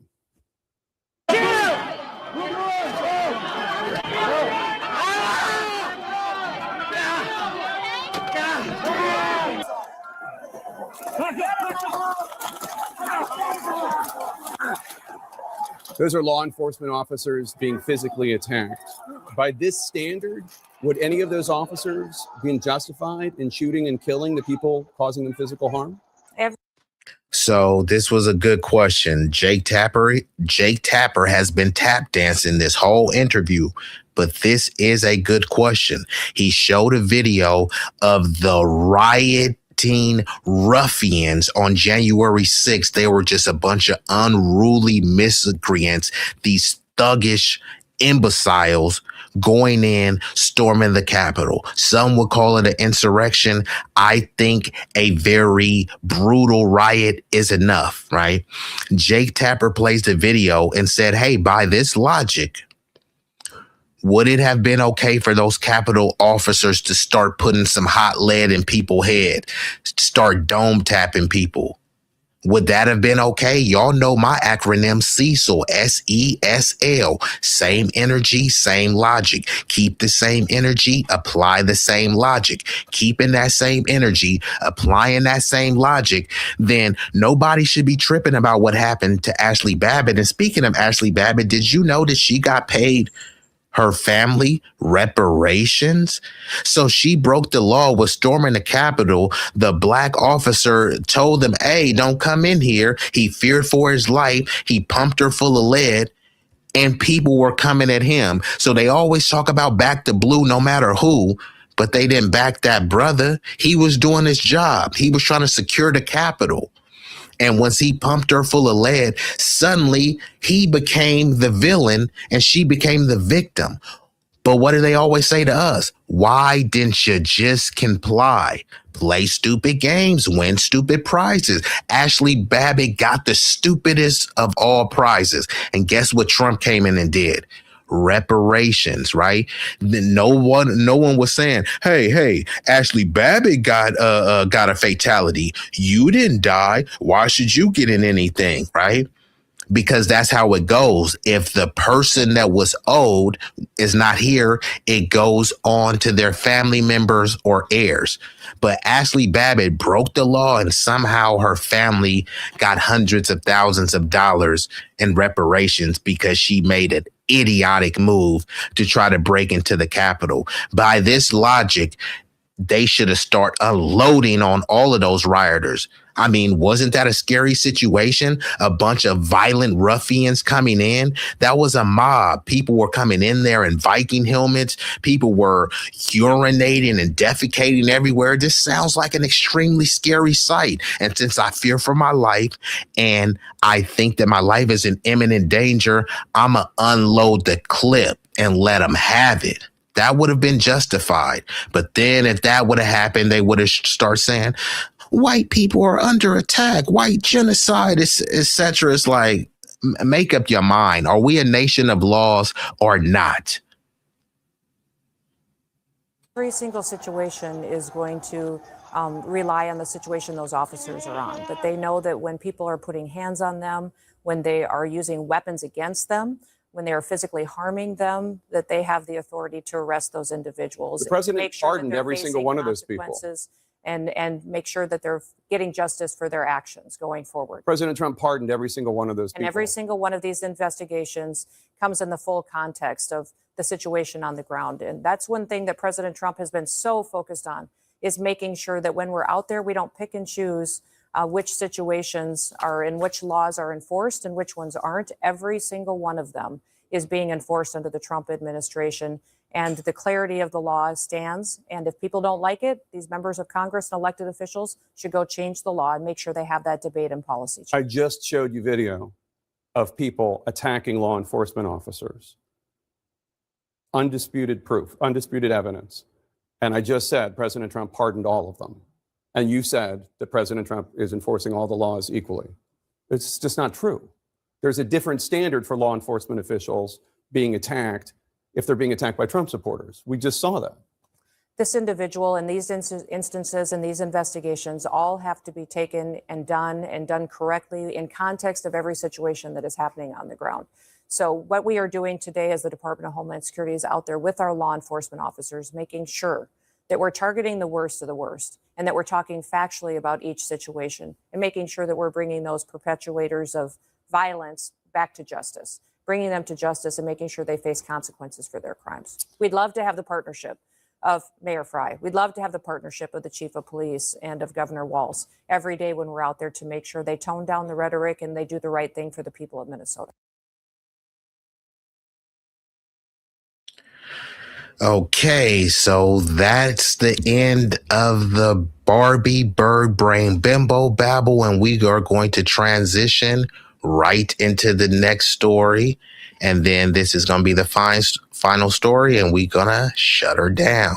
And I appreciate all of y'all that's viewing this concurrently and the people that will be watching this on the replay, gang. Y'all can be anywhere in the world. Y'all chose to be here with me, at least momentarily. And for that, I thank you. I've been joined by a prestigious guest, none other than Big Rig Slaps in the building. And looks like we got a new one here, Kathleen Miller. She's going to have to leave America when Trump's administration is gone. Shout out to Kathleen Miller. Looks like you new over here. What it do, Kathleen?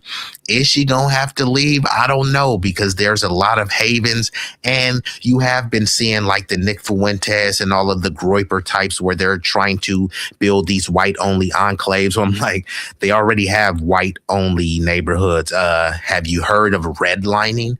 But anyways, they want these all white communities and stuff. So maybe Kristi Noem could go over there and be the queen somewhere over there.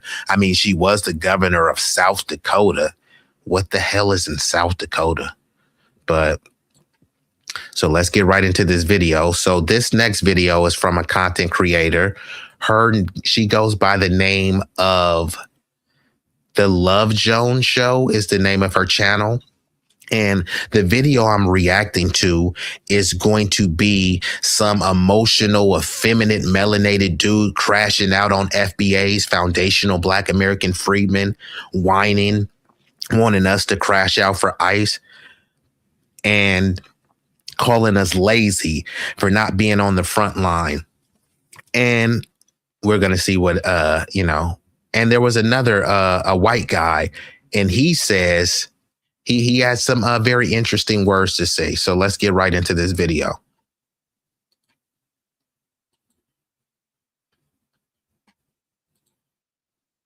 Love Jones Show. You need to be ready. There is no come there, let's meet there. And all of you need to be arming yourselves in one way or another, whether that's physically or mentally. You need to be ready. There is no talking to evil. There's no having conversations and figuring out things with evil people. And I know you guys don't want to think about fellow people as evil.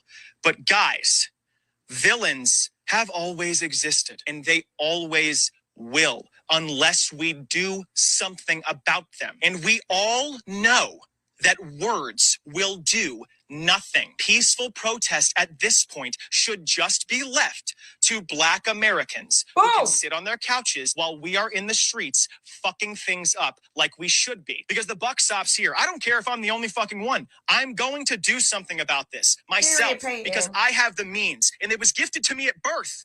Because that's how this administration works. That's how this country works. I will be looked at with more compassion. I will be on the front lines while they're trying to talk this through with me because they think that we have some sort of kinship because we're white. Peyton gets it. Shouts out to Peyton. His name is Peyton Vanis.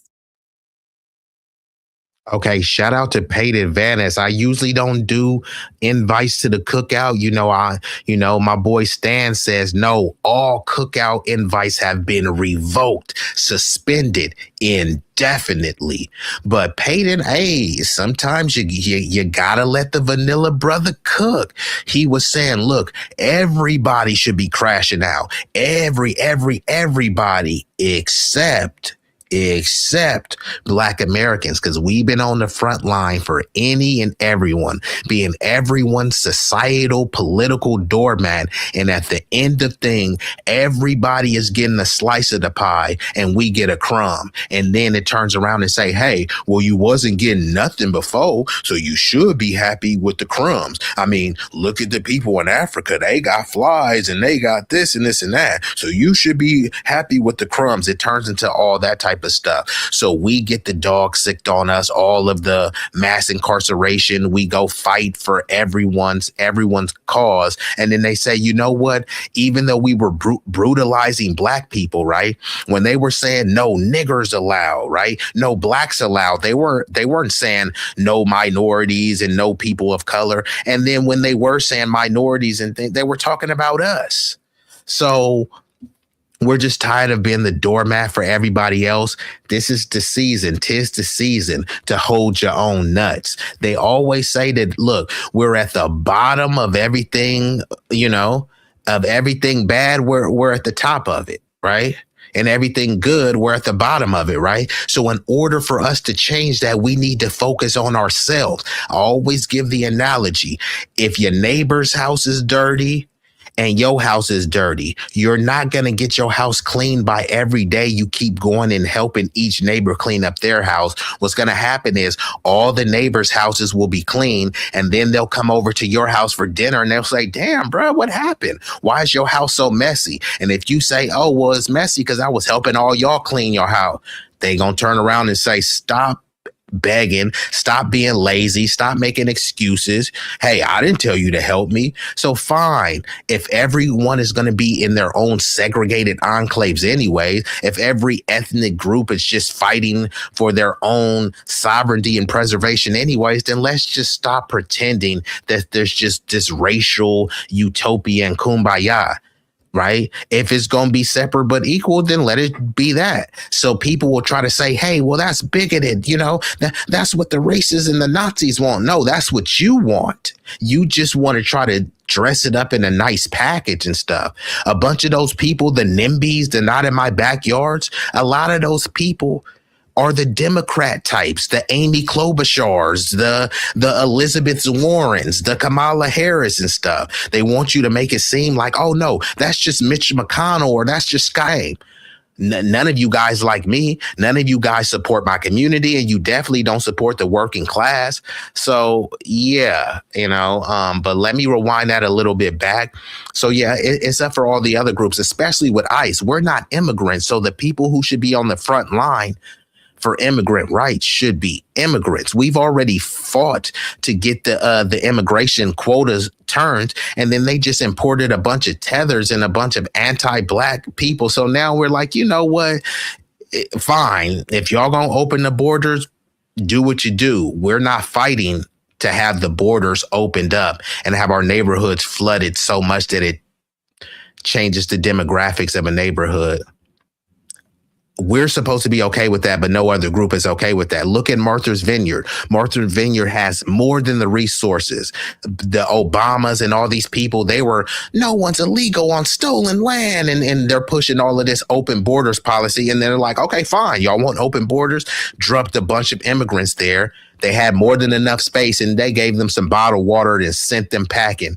They gave them a pat on the back, a swift kick on the behind, and a bottled water. And I don't even think it was Dasani. It wasn't Fiji. Was it Arrowhead? Who knows? They told them to get the flip out of here. But hey, we love you. Okay. Let's see what Peyton has to say. One more again. Physically or mentally, you need to be ready. There is no talking to evil. There's no having conversations and figuring out things with evil people. And I know you guys don't want to think about fellow people as evil.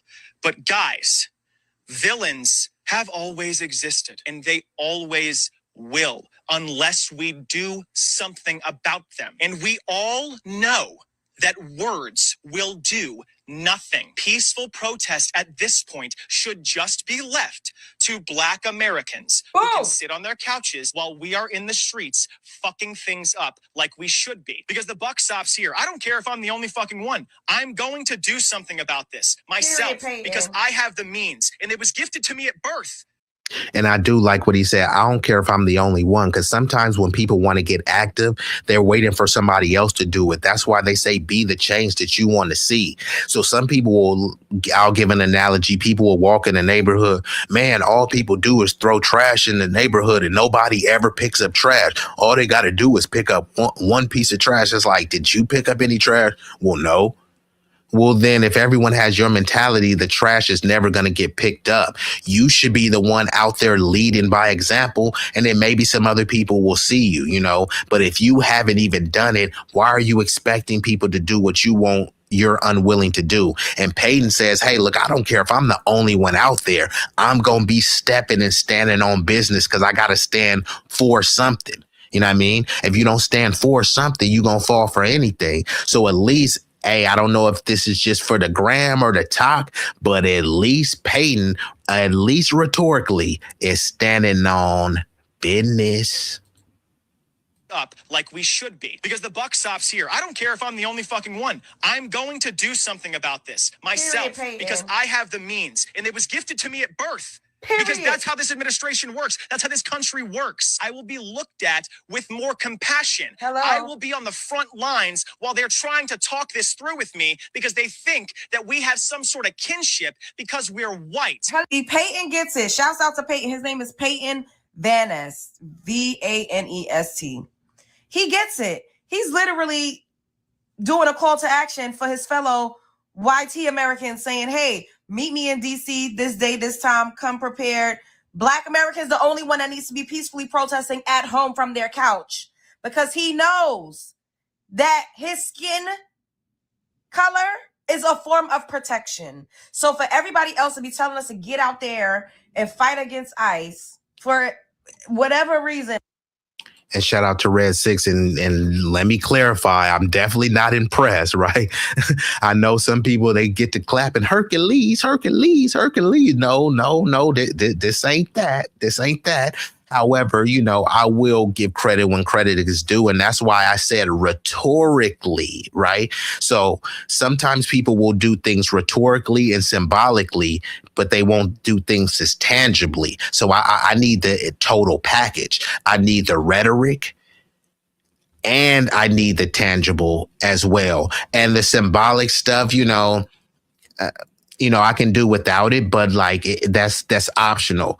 But the rhetoric has to be backed with the actions. The actions are what the tangibles are. So yes, I'm not definitely not impressed. However, I won't nitpick and not give credit when it's due.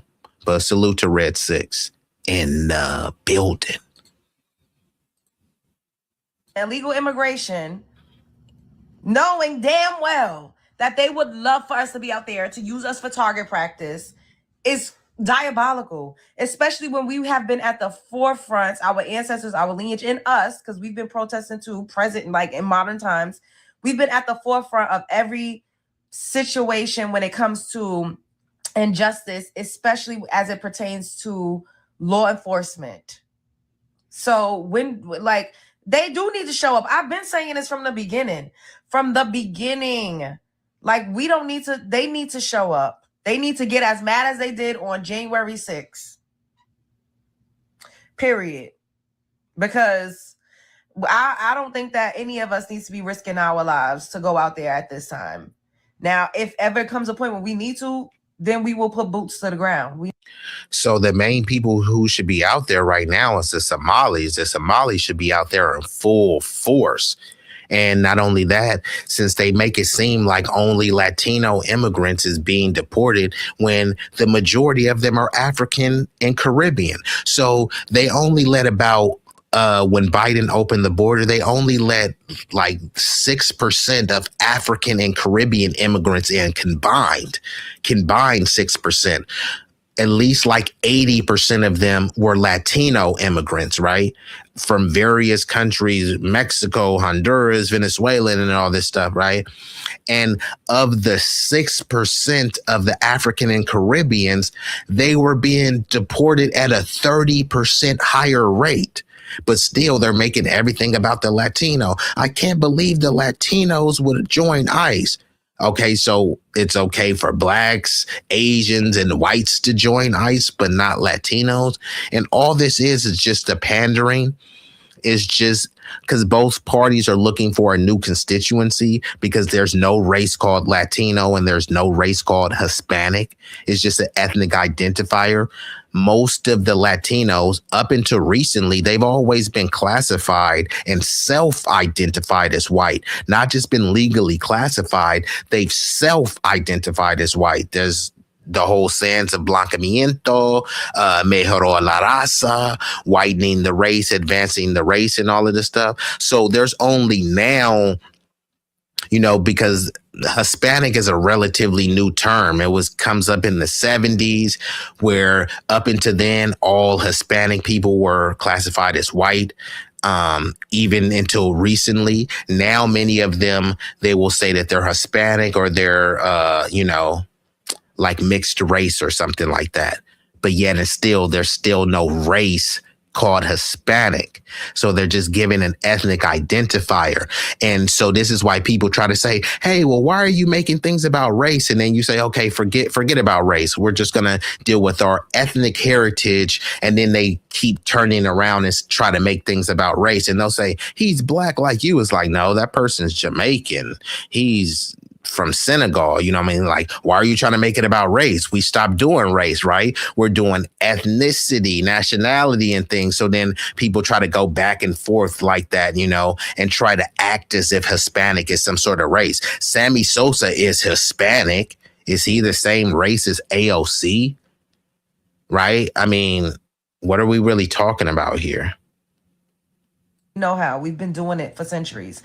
But to see other black people, other black Americans in particular, calling us lazy, denigrating us, talking down on us because we as a collective are saying, hey, we're not going to go out there. This is not our fight. It's utterly diabolical. Spread love is the Brooklyn way. Shouts out to Peyton Bannis, because he know what's going on. And this is not only diabolical, it's sinister and insidious to tell people who have been the descendants of slaves, the descendants of the freedom fighters and the civil rights, to say that you're lazy. And I say, hey, it's fine. Like, right, I'm with all the slurs. Not that I want this, right? I don't want this type of language to be permeated in society, but you don't always get what you want. So I have to deal with things as they are, not how I wish them to be. So, hey, keep stereotyping us and we gonna do the same to you. Keep calling us slurs and we gonna do the same to you. Keep ignoring us and we gonna ignore you. That's just how it goes. When we going through hey, stop begging. Why you always complaining, man? Pull yourself up by your bootstraps. You know what? That is exactly what we need to do. We need to pull ourselves up by our bootstraps and hold our own nuts. And that's what you need to do. And then it turns into, you're being xenophobic and you don't know who you are and where you're from. No, I know exactly who I am, where I'm from, and I know exactly what I'm doing. I ain't helping you, not because I hate you. It's just I got bigger fish to fry. You said my group is at the bottom. I need to focus on how to get my group out at the bottom. Y'all was saying y'all group is better than us. You got superior culture, so you'll be all right. You gonna bounce back. Y'all saying my culture is degenerate, so I need to clean that up. Y'all saying we at the bottom, so I need to clean that up. Right? Sounds like y'all doing much better than us. So why the hell will we be helping y'all? It's like somebody has a bullet wound and then it's like, hey, help someone with the paper cut over there. This dude has a bullet wound. How about we tend to the bullet wound first rather than the paper cut? He gets it. So you all see how that white guy, Peyton, he basically was like, black people need to sit home. People get it. They understand what we mean when we say this isn't our fight. It is not saying that we're against immigrants, but illegal immigration, how does that benefit us? Why should we risk our lives? It doesn't benefit us, and actually it hurts us. And so if we talk about reparations, people say this not our fight. I mean, even so, shout out to my girl Sabby Sabs, right? When she does segments about reparations, they get the lowest views because she has a really diverse audience, but a lot of them are on some kind of all lives matter. And, we've all been through the same stuff, even though they haven't. So when you talk about reparations, they want to try to like tether onto it and turn it into some all lives matter. So those type of videos don't get as much views as they could. But if you're talking about Charlie Kirk and Candace Owens and Israel, things that won't change the status quo here, those numbers go up. I get it. It's fun to hear, let's dunk on Israel. Here, let's call out the Zionists and all this stuff. But that's really not like a kitchen table issue. Like you're trying to make it into one, but it's not, you know what I mean? When people are saying, and then when there is things with Israel, you got to take that out with your local politicians. But people are not doing that. So a lot of people are looking for these sensational stories. But when it comes to anything that will rectify our situation, people don't have time for it. It's not just only reparations, right? Anti-Black hate crime bill or any tangible policy that's going to be specific to us. Just like when the immigrants come over here, they have refugee programs, asylum programs. In California, they were doing housing programs, but you had to be an immigrant.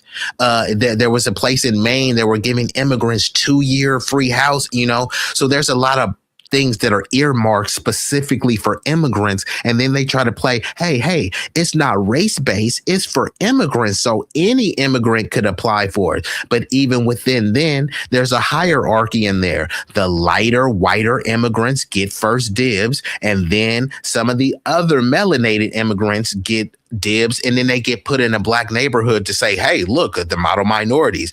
Hey, if they could do it, why can't you? I was like, how about you give me that loan that you gave them? And then let's see. Don't deny me the loan. Give them a loan and say, hey, why can't you do what they did? Why can't they do what they did in a white neighborhood? Oh, you wouldn't let them. Actually, since they're so smart and their culture is so superior, why can't they do what they did in their homeland? Right? You're in your homeland with people who allegedly work harder with an allegedly superior culture. So why did you have to come to my homeland to get it popping? It's just a fair question to ask.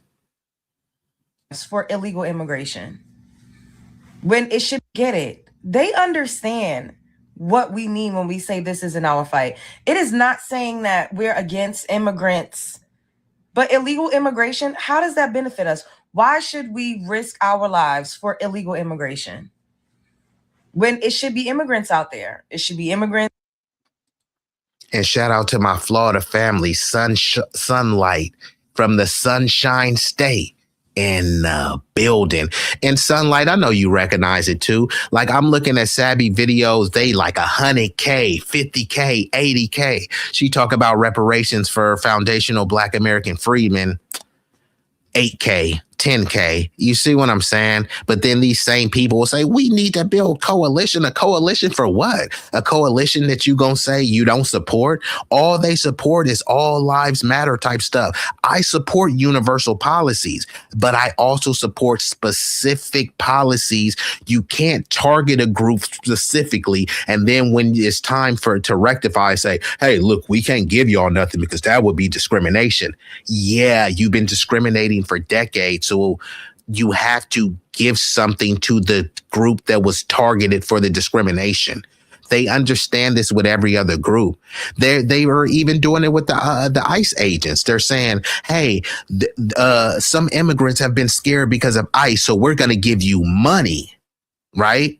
They're not saying pull themselves up by their bootstrap. They're not offering them education or any of that stuff. You know why? Because they've already given it to them. Education, daycare, especially if you wanted these blue states. Don't take my word for it. Use whatever Google engine, Bing, Yahoo, and just type in what programs are available now and in the past for asylum seekers, refugees, etc. You'll see a litany of programs where they're doling out money. They're not giving them thoughts and prayers. They're not talking about education because they're going to give them money and then they're going to do another thing to give them education, free health care for a lot of them. So I'm just saying, but when we ask for something specific for us, then it's like, no, stop begging the government. But as soon as immigrants come over here, the first thing they do is beg the government. Elon Musk is an immigrant. He's always begging the government. Most of his company is fueled by billions of dollars in subsidies, close to 40 billion plus in subsidies. Is that pulling yourself up by your bootstrap? Forget a billion. I'm sure if I gave many of y'all in the chat 5,000, y'all can make something shake with that. So of course you could do that with 500,000 or 5 million. He's getting billions of dollars from our taxpayer dollars. And then he's giving this rhetoric of pull yourself up by your bootstrap. And you Americans don't work hard, so I have to hire H-1Bs. Elon Musk is pushing close the border, but he wants to close the border so he can fly in H-1Bs. So they're flying over the border. And many people are listening to this bozo. He doesn't give a flying flip about you. And, you know, so I get it. Y'all don't care about our issues. So why should I care about yours? It's a harsh position to take. But, you know, harshness needs to be met with more harshness, unfortunately, right? I can't meet and greet harshness with, you know, with hugs and lollipops. Legal and illegal immigrants, and it should be white folks. But listen to this black raccoon. Listen to what he had to say. Can't make this up. You come in my comment section talking about some go back to your country. We don't need you here. We don't want you here. You motherfuckers think you know everything. You motherfuckers hate. Shut the fuck up. And even if I was an immigrant, I support the immigrant. If I went out there and protested for just immigration, even if What you mean, even if you was an immigrant, bro? You do have an accent, and there's nothing wrong with being an immigrant. Some of my closest friends are immigrants. Like, your lineage is your lineage. I do hear a slight accent. I can't fully pinpoint it, but bro does have like a kind of Caribbean accent going on. Then he has that do-rag, so he's hiding the hairline. So, I don't know, a suspected tether. Let's just call it that. But let's see what he has to say when he's wagging his fingers at FBA. you motherfuckers hate. Shut the fuck up.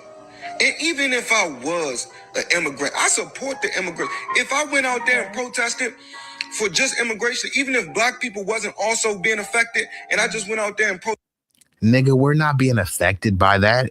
Immigrants are being affected, but not foundational black Americans. We're not immigrants by any sense of the word. So no, we're not being affected by it. And they will say, yeah, but they've detained. Yeah, I've been detained before this ICE thing hit. If you're in a certain neighborhood, you'll get detained. What do you think stop and frisk is? They're detaining people. They've been detaining us. So now we're supposed to care. Look, if we can't all be equally comfortable, we're all going to be equally uncomfortable. Shout out to Big Bro, the Black Authority, the foundational Black Authority. Like, what are we talking about here? Yes, have some Black Americans been stopped? They were stopped and they're like, oh, he's FBA. All right, send you on your way. Now, these other people, the people who have been harassed, yeah, bruh. They can see the phenotypical differences, and then sometimes they can't, and then they hear, okay, yeah, they hear their accent. Then sometimes your paperwork is dirty. So stop acting like this is really our issue. Because if you ask other people, hey, is reparation for foundational Black Americans your issue as well? Because, right, we're all people of color. We should have solidarity with that issue. Instead, they're like, nope, you guys need to hold your own nuts on that. They won't. It's not just reparations. They won't help us fight for an anti-Black hate crime bill. They won't help us fight for anything that they can't get their hands on. So I say that's fine.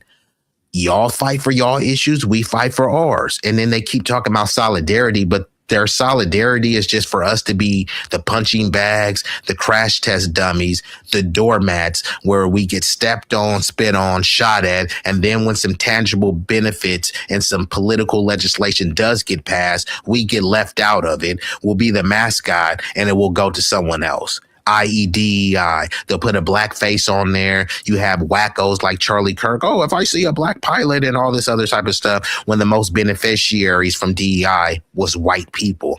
White women specifically, but I always say if there's a straight white dude, he breaks his leg, he becomes handicapped. Now he's a minority entitled to the same benefits as a black person. If there's a white dude who was straight all his life and he says, instead of being Bob, I want to be Barbara, so I'm trans now. Well, he's part of a minority and marginalized group, so entitled to the same benefits as you.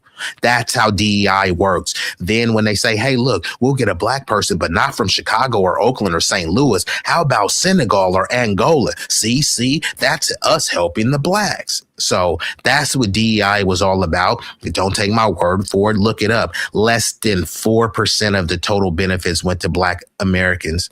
And this is why they use goofy terms like people of color, because that can mean anything. Apparently, AOC is a person of color, and Elizabeth Warren, who's lily white but acting like Native American, she's a person of color. Like, none of this stuff's make any sense to you. And what color is AOC?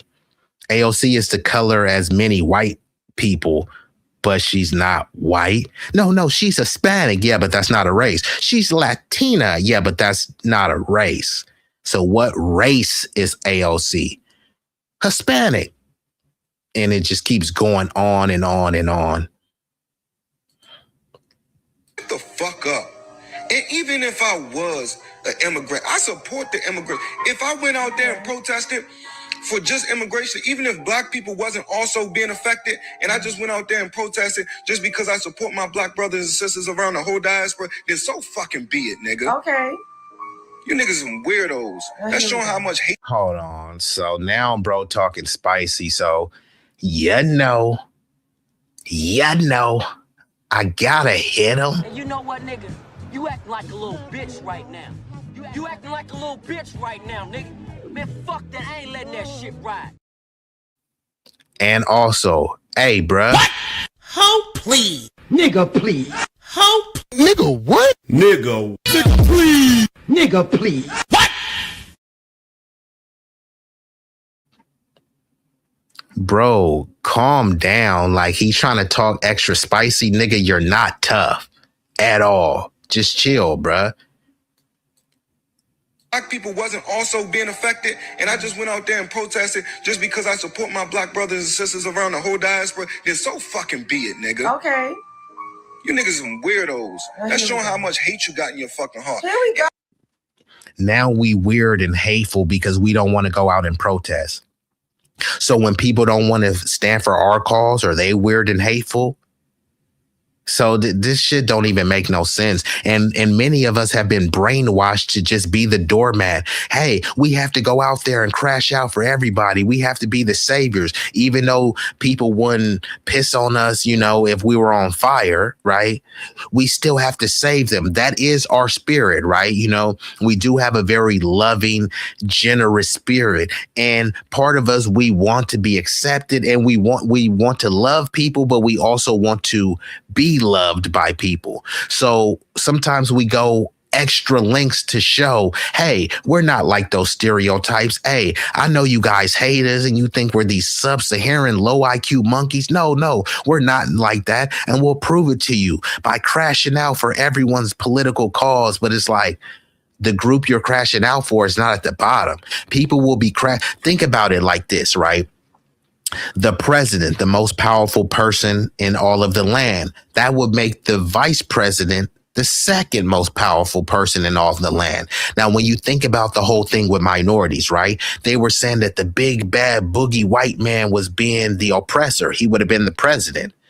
But the white woman was the vice president, and somehow they convince you that the vice president is oppressed. You're not even in the White House. You don't have a house at all. You don't even have boots to pull yourself up by your bootstrap. But somehow the white woman who was the vice president to the white man's president is somehow on the same footing as you in terms of the oppression Olympics. Hey, we were being oppressed too. Yeah, you were being oppressed by your white man, and no one should be against slavery more than the white women, because before the first chattel property, and shout out to Jason Black as he talks about this as well, the first chattel property was white women, right? They were property of their husbands, and to a certain extent they are. And that's where you hear the whole make America great again, trad wife, barefoot and pregnant. That's where you hear this type of rhetoric and all these things like that. But before, they were literally property,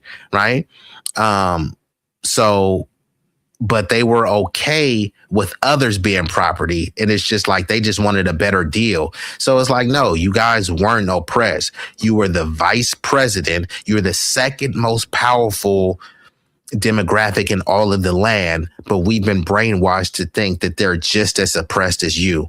right? Affirmative action was because we were being discriminated against, and affirmative action benefited mostly white women, which means it benefited white people because most white women marry white men. Therefore, it helps the white nuclear family. Same thing with DEI and any of these programs. People already know this type of stuff. So we've already crashed out for everyone. We've sacrificed everyone. We've had all of our resources drained, extracted, handed, and given to other people. So yeah, bruh, if you want to be boo-boo the fool and go out there and crash out for another group that won't do it for you, be my guest. Just stop trying to shame us for not going out there. We got bigger fish to fry. We got organization, mobilization, and strategizing to do. I support my black brothers and sisters around the whole diaspora, then so fucking be it, nigga. Okay. You niggas some weirdos. That's showing how much hate you got in your fucking heart. Here we go. I got people making videos of me talking about you see, he's a divester. What the fuck are you talking about? Y'all learn words and just be chatting. He follows Imani B and Afeni. I follow them because they do a lot for local municipalities. They going hard in them streets. In PG County in Washington, D.C. Y'all don't be doing shit. Here we go. Y'all be talking about my ancestors did this, my ancestors did that. And then all the progress from all of your ancestors stops today because this generation is some lazy pieces of shit. What? That's living off the privilege, off the backs of their fucking grandparents. Oh, no. So what has this goofy nigga done? He can't say anything that he has done. He put on a do-rag and has on this Walmart robe. Like, nigga, what have you done besides get on a podcast and start yelling at other people that he's done? If he had done something, he would have been able to name off his accomplishments. Y'all niggas ain't doing nothing, and this what I've done, and this what I've done in my city. Instead, he's trying to big up some other people to say, hey, they do a lot. Okay, let's just say they are doing a lot. Nigga, what are you doing? You on the sideline caping for somebody. You ain't in the field, my nigga. You're in the stands spectating. Sit your whole ass down, nigga. Let the big boys take it from here. Yeah, get off my meat, young. And I'm not saying none of this shit to prove that I'm black. I really don't give a fuck what your opinion Yes, you do. First of all, this guy, Alki. I hate when people say, I really don't care what y'all saying, but you addressing it. You know what I mean? I don't give a fuck what y'all think about me, but I'm going to address y'all, telling y'all based on what we said about you. If you didn't care what people said about you, why are you responding to things that people said about you? Like I said, and this dude is an emotional, effeminate wreck. Sit your moist ass down, nigga. Yeah, get off my meat, young. And I'm not saying none of this shit to prove that I'm black. I really don't give a fuck what your opinion Yes, you do. First of all, this guy, Alki, or whatever his name is mad disrespectful. Mad disrespectful. Sitting up here calling Black Americans lazy because we don't want to fight for illegal immigration against ICE. Make it make sense. Like, literally, what is it? 92% of Black women literally said after Kamala, because a lot of them voted for Kamala, they said, we're going to be resting. We ain't doing nothing. So of the Black women that voted, 92% of them voted for Kamala Harris, right? So they actually voted for more of the open border, more of the lenient immigrant policy. I know the Democrats would have put some sort of amnesty pathway to citizenship that they wouldn't have called that, but that's ultimately what it would have been, end up being, a more revamping of the DACA program, right? So Black women are saying, hey, look, we voted to protect y'all behinds. And many of y'all was in the street. I will vote for Donald Trump. I will vote for Donald Trump. Yeah, y'all was in the streets. Y'all was on cruise ships. Y'all was getting it in, doing the salsa, merengue. Y'all was drinking horchata, talking about, I will vote for Donald Trump. Yeah, y'all was hyped up. And then people said, hey, you know what? Donald Trump is talking about building a wall and deporting y'all. He was calling y'all rapists, killers, thugs, and all that stuff. We're going to vote to protect y'all. And y'all said, nope, I will vote for Donald Trump. Okay, well then you got what you voted for. Most of the ICE agents, or at least a significant amount of them, are Latino. Same thing with Border Patrol. So yeah, y'all got to hold your own nuts on this one. I'm letting y'all, this is what y'all voted for. Who am I to intervene against the will of the people, right? They always talk about democracy, right? That's as democratic as it gets. They chose to be ICE officers. They chose to be Border Patrol officers. They chose to be sheriffs and other law enforcement officers. This is what they chose. And they chose to vote for Donald Trump. Okay, well, this is the result. Like, what more do you want us to do? Get real. Immigration against ICE. Make it make sense. Like, literally, what is it? 92% of Black women literally said after Kamala, because a lot of them voted for Kamala, they said, we're going to be resting. We ain't doing nothing else, because everybody else voted for the man that's in office. A lot of people, a lot of the immigrants that you sitting up here putting a heavy cape on for, voted against their own interests, and they voted against the interests of their illegal counterparts. That was not Black people that did that. So for you to get up here and literally say, first of all, let's get into the whole FBA thing, right? People say, oh, they call me FBA. I've been called an FBA princess, a Fed. Then this guy named Conscious Lee, whoever that is popping it in the comments talking about, oh, the FBA is the feds. No, the FBA is not. But who is a federally legalized agency is ICE. Now, if you want to go and antagonize ICE and go and fight up against ICE for people that literally all we're saying is go and take the proper steps to get your paperwork together. And a lot of those people are very anti-Black American. So I don't, child. Anyways, like I said, getting into it about FBA, right? I was one of those that did not even used to like to call myself Black, because I would be like, my skin is brown. I absolutely was one of those. I still don't really even like the term Black. Like, let's just really go there. I'm just going to keep it real with y'all. However, I would call myself melanin rich, mocha brown. Like, I would just recognize my skin tone. All right, so let me go there right here. So she says she doesn't like the term Black, and I get it, right? And she says she would call herself melanin rich. Calling yourself, everyone has melanin. So like when we say Black, there's a certain level of ownership and specificity with it. We were the only ones that leaned into it. And this is why you hear many FBAs saying, oh, so-and-so, this person is not Black, or we are the only Black people, because all of these other people, they try to act like we forgotten. They act like this was just like in AD times or something, but people always use, it wasn't just Dominicans. I know Black Poppy, it wasn't just them. I'm not Black, I'm Haitian. I'm not Black, I'm Nigerian. I ain't Black, I'm Igbo. I ain't Black, I'm Yoruba. I ain't Black, I'm Brazilian. I ain't Black, I'm this. So, and then we used to try to convince people, no, you tripping. You in America, this is the land of the one drop rule. You are Black. We used to try to convince people, and they would be saying, no, I'm not Black. They would be delineating. And for decade after decade after decade, we were just trying to tell people, hey, look, this is how it work here. You Black, but we were almost tethering people who actually wasn't Black, who didn't identify, because it's ultimately not only about your lineage, but how you identify. And now people want to just say, hey, I never was identifying as Black, but now there's some benefits to it. There's some sort of cultural camaraderie or cohesion. So now I will identify as Black, but that's like putting on a coat and then, hey, here, taking it off. It's like, nah, we been Black. We was born Black. We gonna die Black. You get around at the cookout, you Black. You go around somebody else. You say you mix. You go around somebody else. You say you Hispanic. It's just like, man, we're not playing these games anymore. Before we didn't say anything.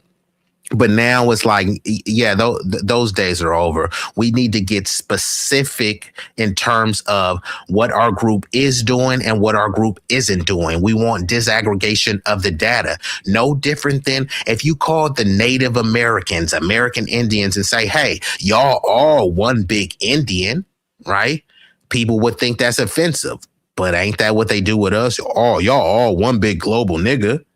No, like Nigerians, Senegalese people, they don't do the same things. They don't all look the same. So it's making you this just generic African. So you're all just an amalgamated group. You're no different than a Somali. Somalis who didn't consider themselves black. Many of them call themselves Arab. Well, they're African and they're African just like you. No, they're not. You know what I mean? So now when we delineate and then we actually have pride for being black and have pride for being American, people want to try to make it like a bad thing. And then this woman also said that, oh, I want to say I was melanin rich, which everyone has melanin. So that's not specific. You know, Vivek Ramaswamy has melanin. Nikki Nimrata Haley has melanin. She's melanin rich as well. You are melanin richer, but it's like, okay, when you say you're melanin rich, who are you talking about? A dark Indian, a dark Samoan? Then she said, I like to say I'm mocha brown. Well, what makes brown so much better than black? And then they have a lot of negative things they say about brown people. They call them shit skins and all sorts of other stuff. So how much positive is that anyways? When people are saying they're black, no one is saying my skin is black. Just like white people. They call Trump the orange man, but he's a white man. But is his skin white? So when we're saying we're black, and this is where people act confusing. Hey, nobody's skin is black. Yeah, and we're not saying our skin is black. Most FBAs, our skin is brown. But we're not identifying as the color. The color is our ethnonym, our ethnic and racial identifier. That's what we're saying. So most of us are brown. Even the people that are brown, they don't go around identifying themselves as brown. We were the only ones having pride for being black. But it's funny because sometimes people are like, I don't even like calling myself black, and they'll try to go the definition of being black. But let's put it in a different way. Let's just take it in a fashion sense, since black is so bad. If you was with your lady and she had some lingerie, would you rather her wear some black lingerie or some brown lingerie? If you was walking down the fashion aisle, would you rather be in some black gear or some brown gear? I'm just saying, like all of the stuff, all of the negative connotations, right? That it's only if you believe it, right? They put all of the purest angelic connotations with whiteness and all of the evil connotations with blackness, but hey, that's only if you subscribe to that. I mean, if you got some black shoes, they match with everything. That's just like our culture. It's a mismatch and it goes with everything. Whether you want some jazz, some blues, some R&B, hip hop, some joking, some roasting, our culture goes with everything because it's black. It's kind of like that Crystal's hot sauce. You can put it on a little bit of everything. Hey, you want to put it on some cup of noodles? Hey, you want to put it on some mac and cheese? Hey, you want to put it on some steak? It goes on everything because we are the secret sauce. But we've been convinced that black is so bad. That's why you got people like James Brown and others say it loud. I'm black and I'm proud. When others were trying to distance themselves from blackness, which I understand. But then when people try to double back and be like, hey, I was blackity black the whole time. Actually, you wasn't. Like, let's not play these games now. And then people say goofy shit. There's no country called black and there's no country called white. There's no country called white and it hasn't stopped them from dominating, right? So doesn't matter. There's no country called Africa either. There's no country called Africa, right? It's a continent comprised of multiple countries, but there's no country called Africa. But you want me to call myself African to a continent that I've never been? Like, come on now. Anyways, like I said, getting into it about FBA, right? I was one of those that did not even used to like to call myself black because I would be like, my skin is brown. I absolutely was one of those. I still don't really even like the term black. Like, let's just really go there. I'm just going to keep it real with y'all. However, I would call myself melanin rich, mocha brown. Like, I would just recognize my skin tone because I was under the impression, which is still true, multiple things to be true at the same time, that calling yourself black means that, black has like a connotation, a negative connotation. It kind of means like you're unalived and you don't, and that your status is like lesser, basically. And of course. But that's a social construct. So she's saying that it's true and two things can be true at the same time. But yeah, it's like based on who's saying that. And if you subscribe to this ideology that, oh yeah, it's a lower status, then you're automatically, by her subscribing to this, she's already putting white on a higher status than her. Like, inadvertently or subconsciously, she's doing that. No, I don't want to be associated with black because of the lower status and all this stuff. So you recognize that there's a certain level of stratification. So people will say race is a social construct. I don't know why you're telling me that, because you adhere to the social construct. No one is forcing you to adhere to it. So since you do, we have to operate within the parameters that are been put forth. So, so it's funny because it's like, I will call she says she would call herself mocha brown or melanin rich. There's no box on the census to check that says mocha brown or melanin rich. There's no box that says brown. So even if she checked that box and then we all said, hey, look, man, we shouldn't call ourselves black. We should call ourselves melanin rich Americans or Moorish Americans or okay, then they're just going to demonize that. It's not the term. It's the people. It's the lineage. So that's another thing that people have got confused. Oh, the reason why they disrespecting us is because y'all calling yourselves a color. I ain't no color. I'm an Israelite, okay? And they still going to call you a nigga. I'm mocha brown, nigga. I'm melanin rich, nigga. So it's like, it doesn't really matter what you call yourself, it's about your lineage that they're attacking, not what you're calling yourself. They will attack what you're calling yourself, but it's not really so much the name. It's about the lineage. As like a connotation, a negative connotation. It kind of means like you're unalived and you don't, and your status is like lesser, basically. And of course, black, white, all of those things are social constructs. But then when I really started to read more about, black pride and why we called ourselves black and looking at black American as an ethnic marker versus it just being like a color, that's when I started to say, okay, I can identify with black American comfortably. You know what I mean? And I still prefer melanin rich. I'm just going to keep it real with y'all. But to call FBA. So I don't really like labels that much, but technically by definition, if you do not have an immigrant background in this country, you are FBA. FBA stands for Foundational Black American, which means that you have a long lineage in this country, which means that you might be, from descendants of slaves, or your family was just here since the inception of this country, since before the United States of America was established as the USA, right? So to say that all of FBA or anybody who doesn't have an immigrant background that's black is a weirdo because they're saying they don't want to march for illegal immigration at that. Like, it's not just immigration rights. I think this is going over everybody's head. It's not just immigration just because they're Latino or they're just being targeted just because they are African or just because they are from Sweden. No, it's because they are not legally here in the country. Why would you even encourage people that we do not have a good standing relationship with any type of law enforcement or any type of authority in this country? They are waiting, they're itching to use us as target practice. Why would you encourage us to go out there and march? And you sitting up here talking about people are lazy in your fucking robe, sitting on your couch. That is what annoys me. It is always the ones that is not out doing fuck all. You ain't doing shit, but sitting on your couch popping it in a robe, calling people lazy. Why don't you get your big, beautiful, black, dark-skinned ass? Because you're like, oh, just because I'm dark, that doesn't mean I'm African. And people being xenophobic toward me because I'm calling. How dare you call us lazy because we don't want to fight for people that never fought for us? Now, y'all gonna bring up Black Lives Matter and George Floyd. Okay, first of all, it was a pandemic. A lot of y'all just wanted to get out the house. Y'all wanted to loot and riot, and it was something that was trendy.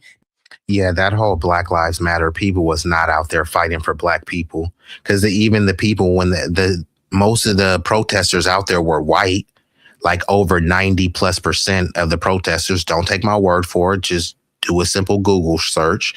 So most of them were white, and many of them were just protesting just because they want to be out there and to say to use it as something later. Hey, I marched with George Floyd. And after George Floyd died, multiple other people were unalived by the cops, one of them being Tyree Nichols, who was murdered in, some would argue, a much more barbaric fashion than George Floyd. There was no marching then. There was no police reform. When Biden got in, what happened to the George Floyd Justice and Policing Act?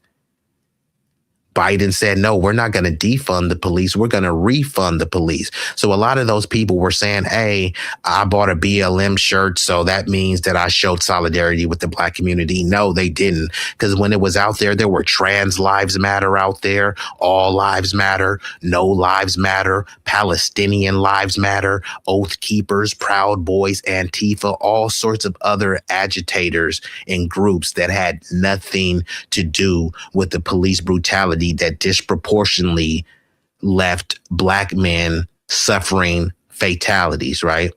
And then they like to bring up the two or three Black women and say, look, they were scamming. Okay, fine, they were. But there was a lot of hundreds of millions being floated through big institutions.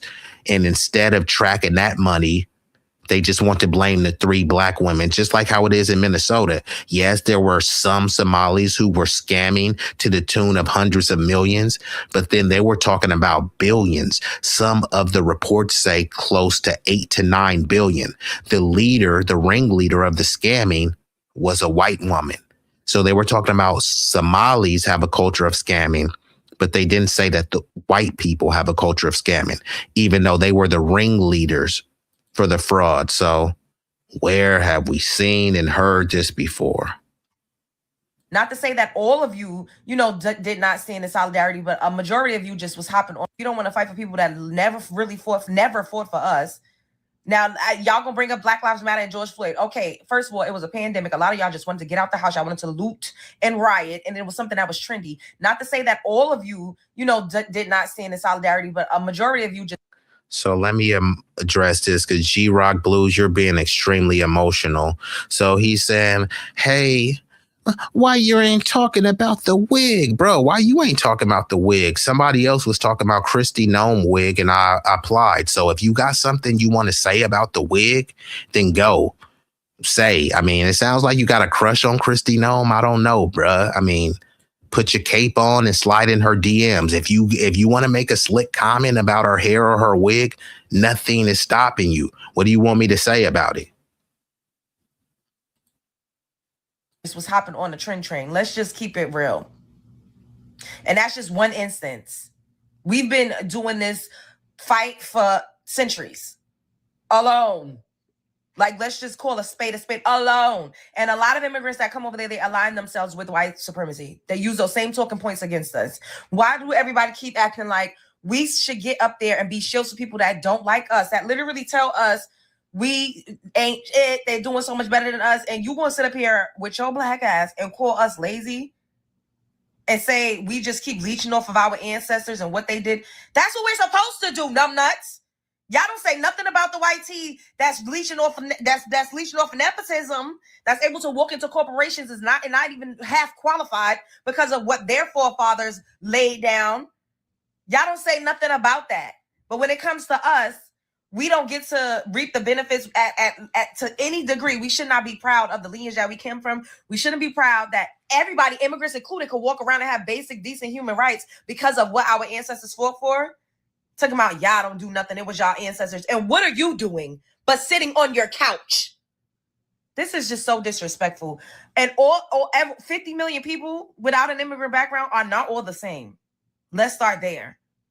Anyway, spread love is a Brooklyn way. What y'all think? I know this is long, but child, he got me up here ranting on a goddamn Monday morning.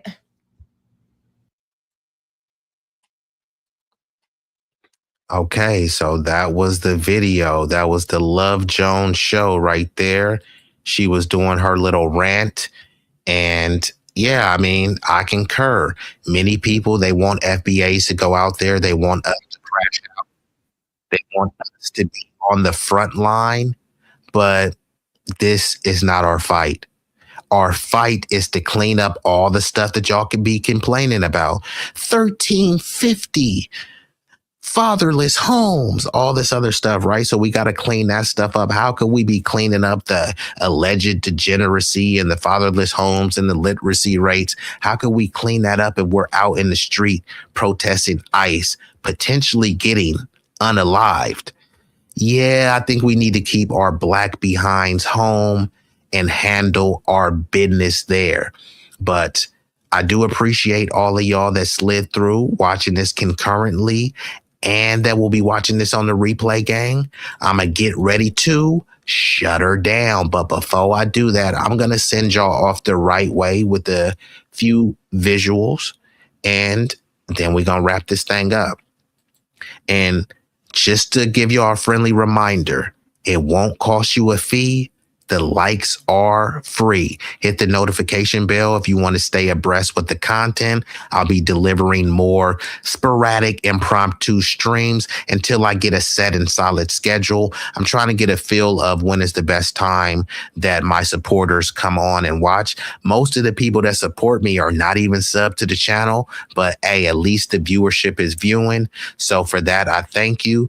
But at least, you know, if you would like to make a contribution, you can hit the Cash App, or you can support me for free by time for a like intermission. We kindly request that you show love to the channel's creator and platform by leaving a like, sharing, commenting, and subscribing. Don't forget to turn on the notification bell to stay up to date with all the latest content. Liking posts is completely free and helps the algorithm boost our reach. We want to grow the community larger and larger. So thank you all who take the time to support us. It does mean the world to us and doesn't go unnoticed.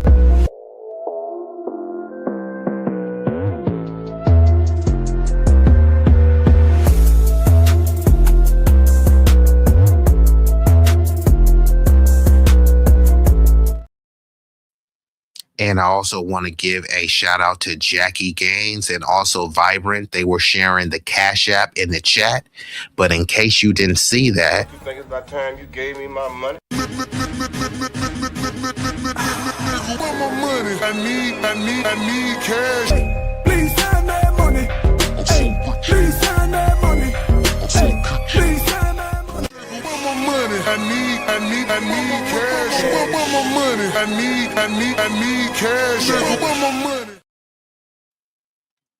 okay, so as we're winding down, you know, I gotta hit ya.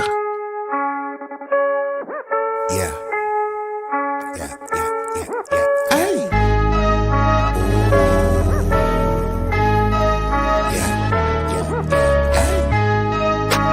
B-Eazy, that dude, yeah.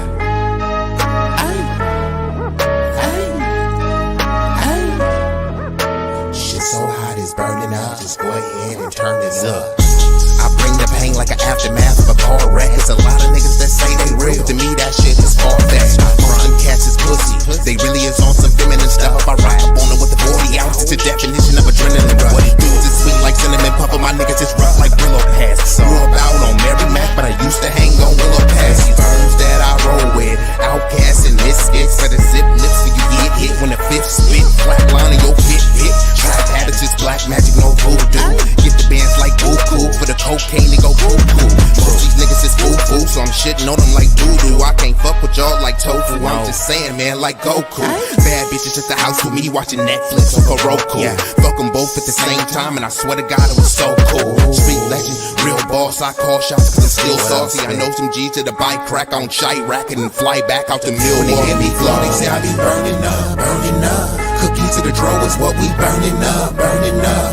What you ain't know, oh, we burning up, burning up. This shit so hot, it's burning up. Just go ahead and turn this up. When you hear me flow, say I be burning up, burning up. Cookie to the draw is what we burning up, burning up. What you ain't know, oh, we burning up, burning up. This shit so hot, it's burning up. Just go ahead and turn this up.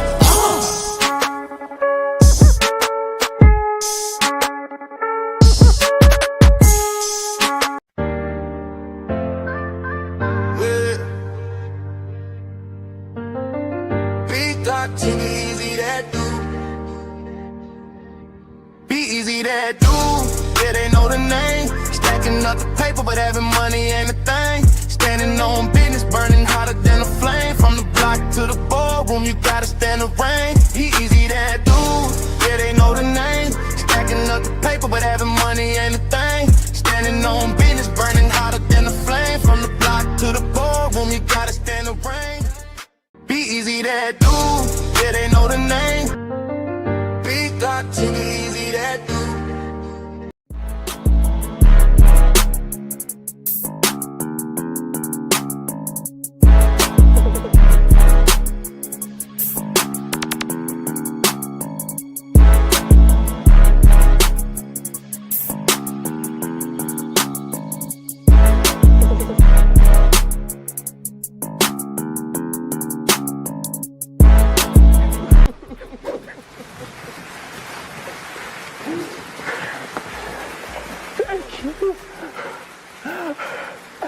You love me.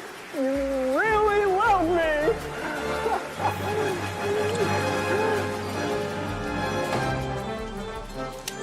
You're not going anywhere.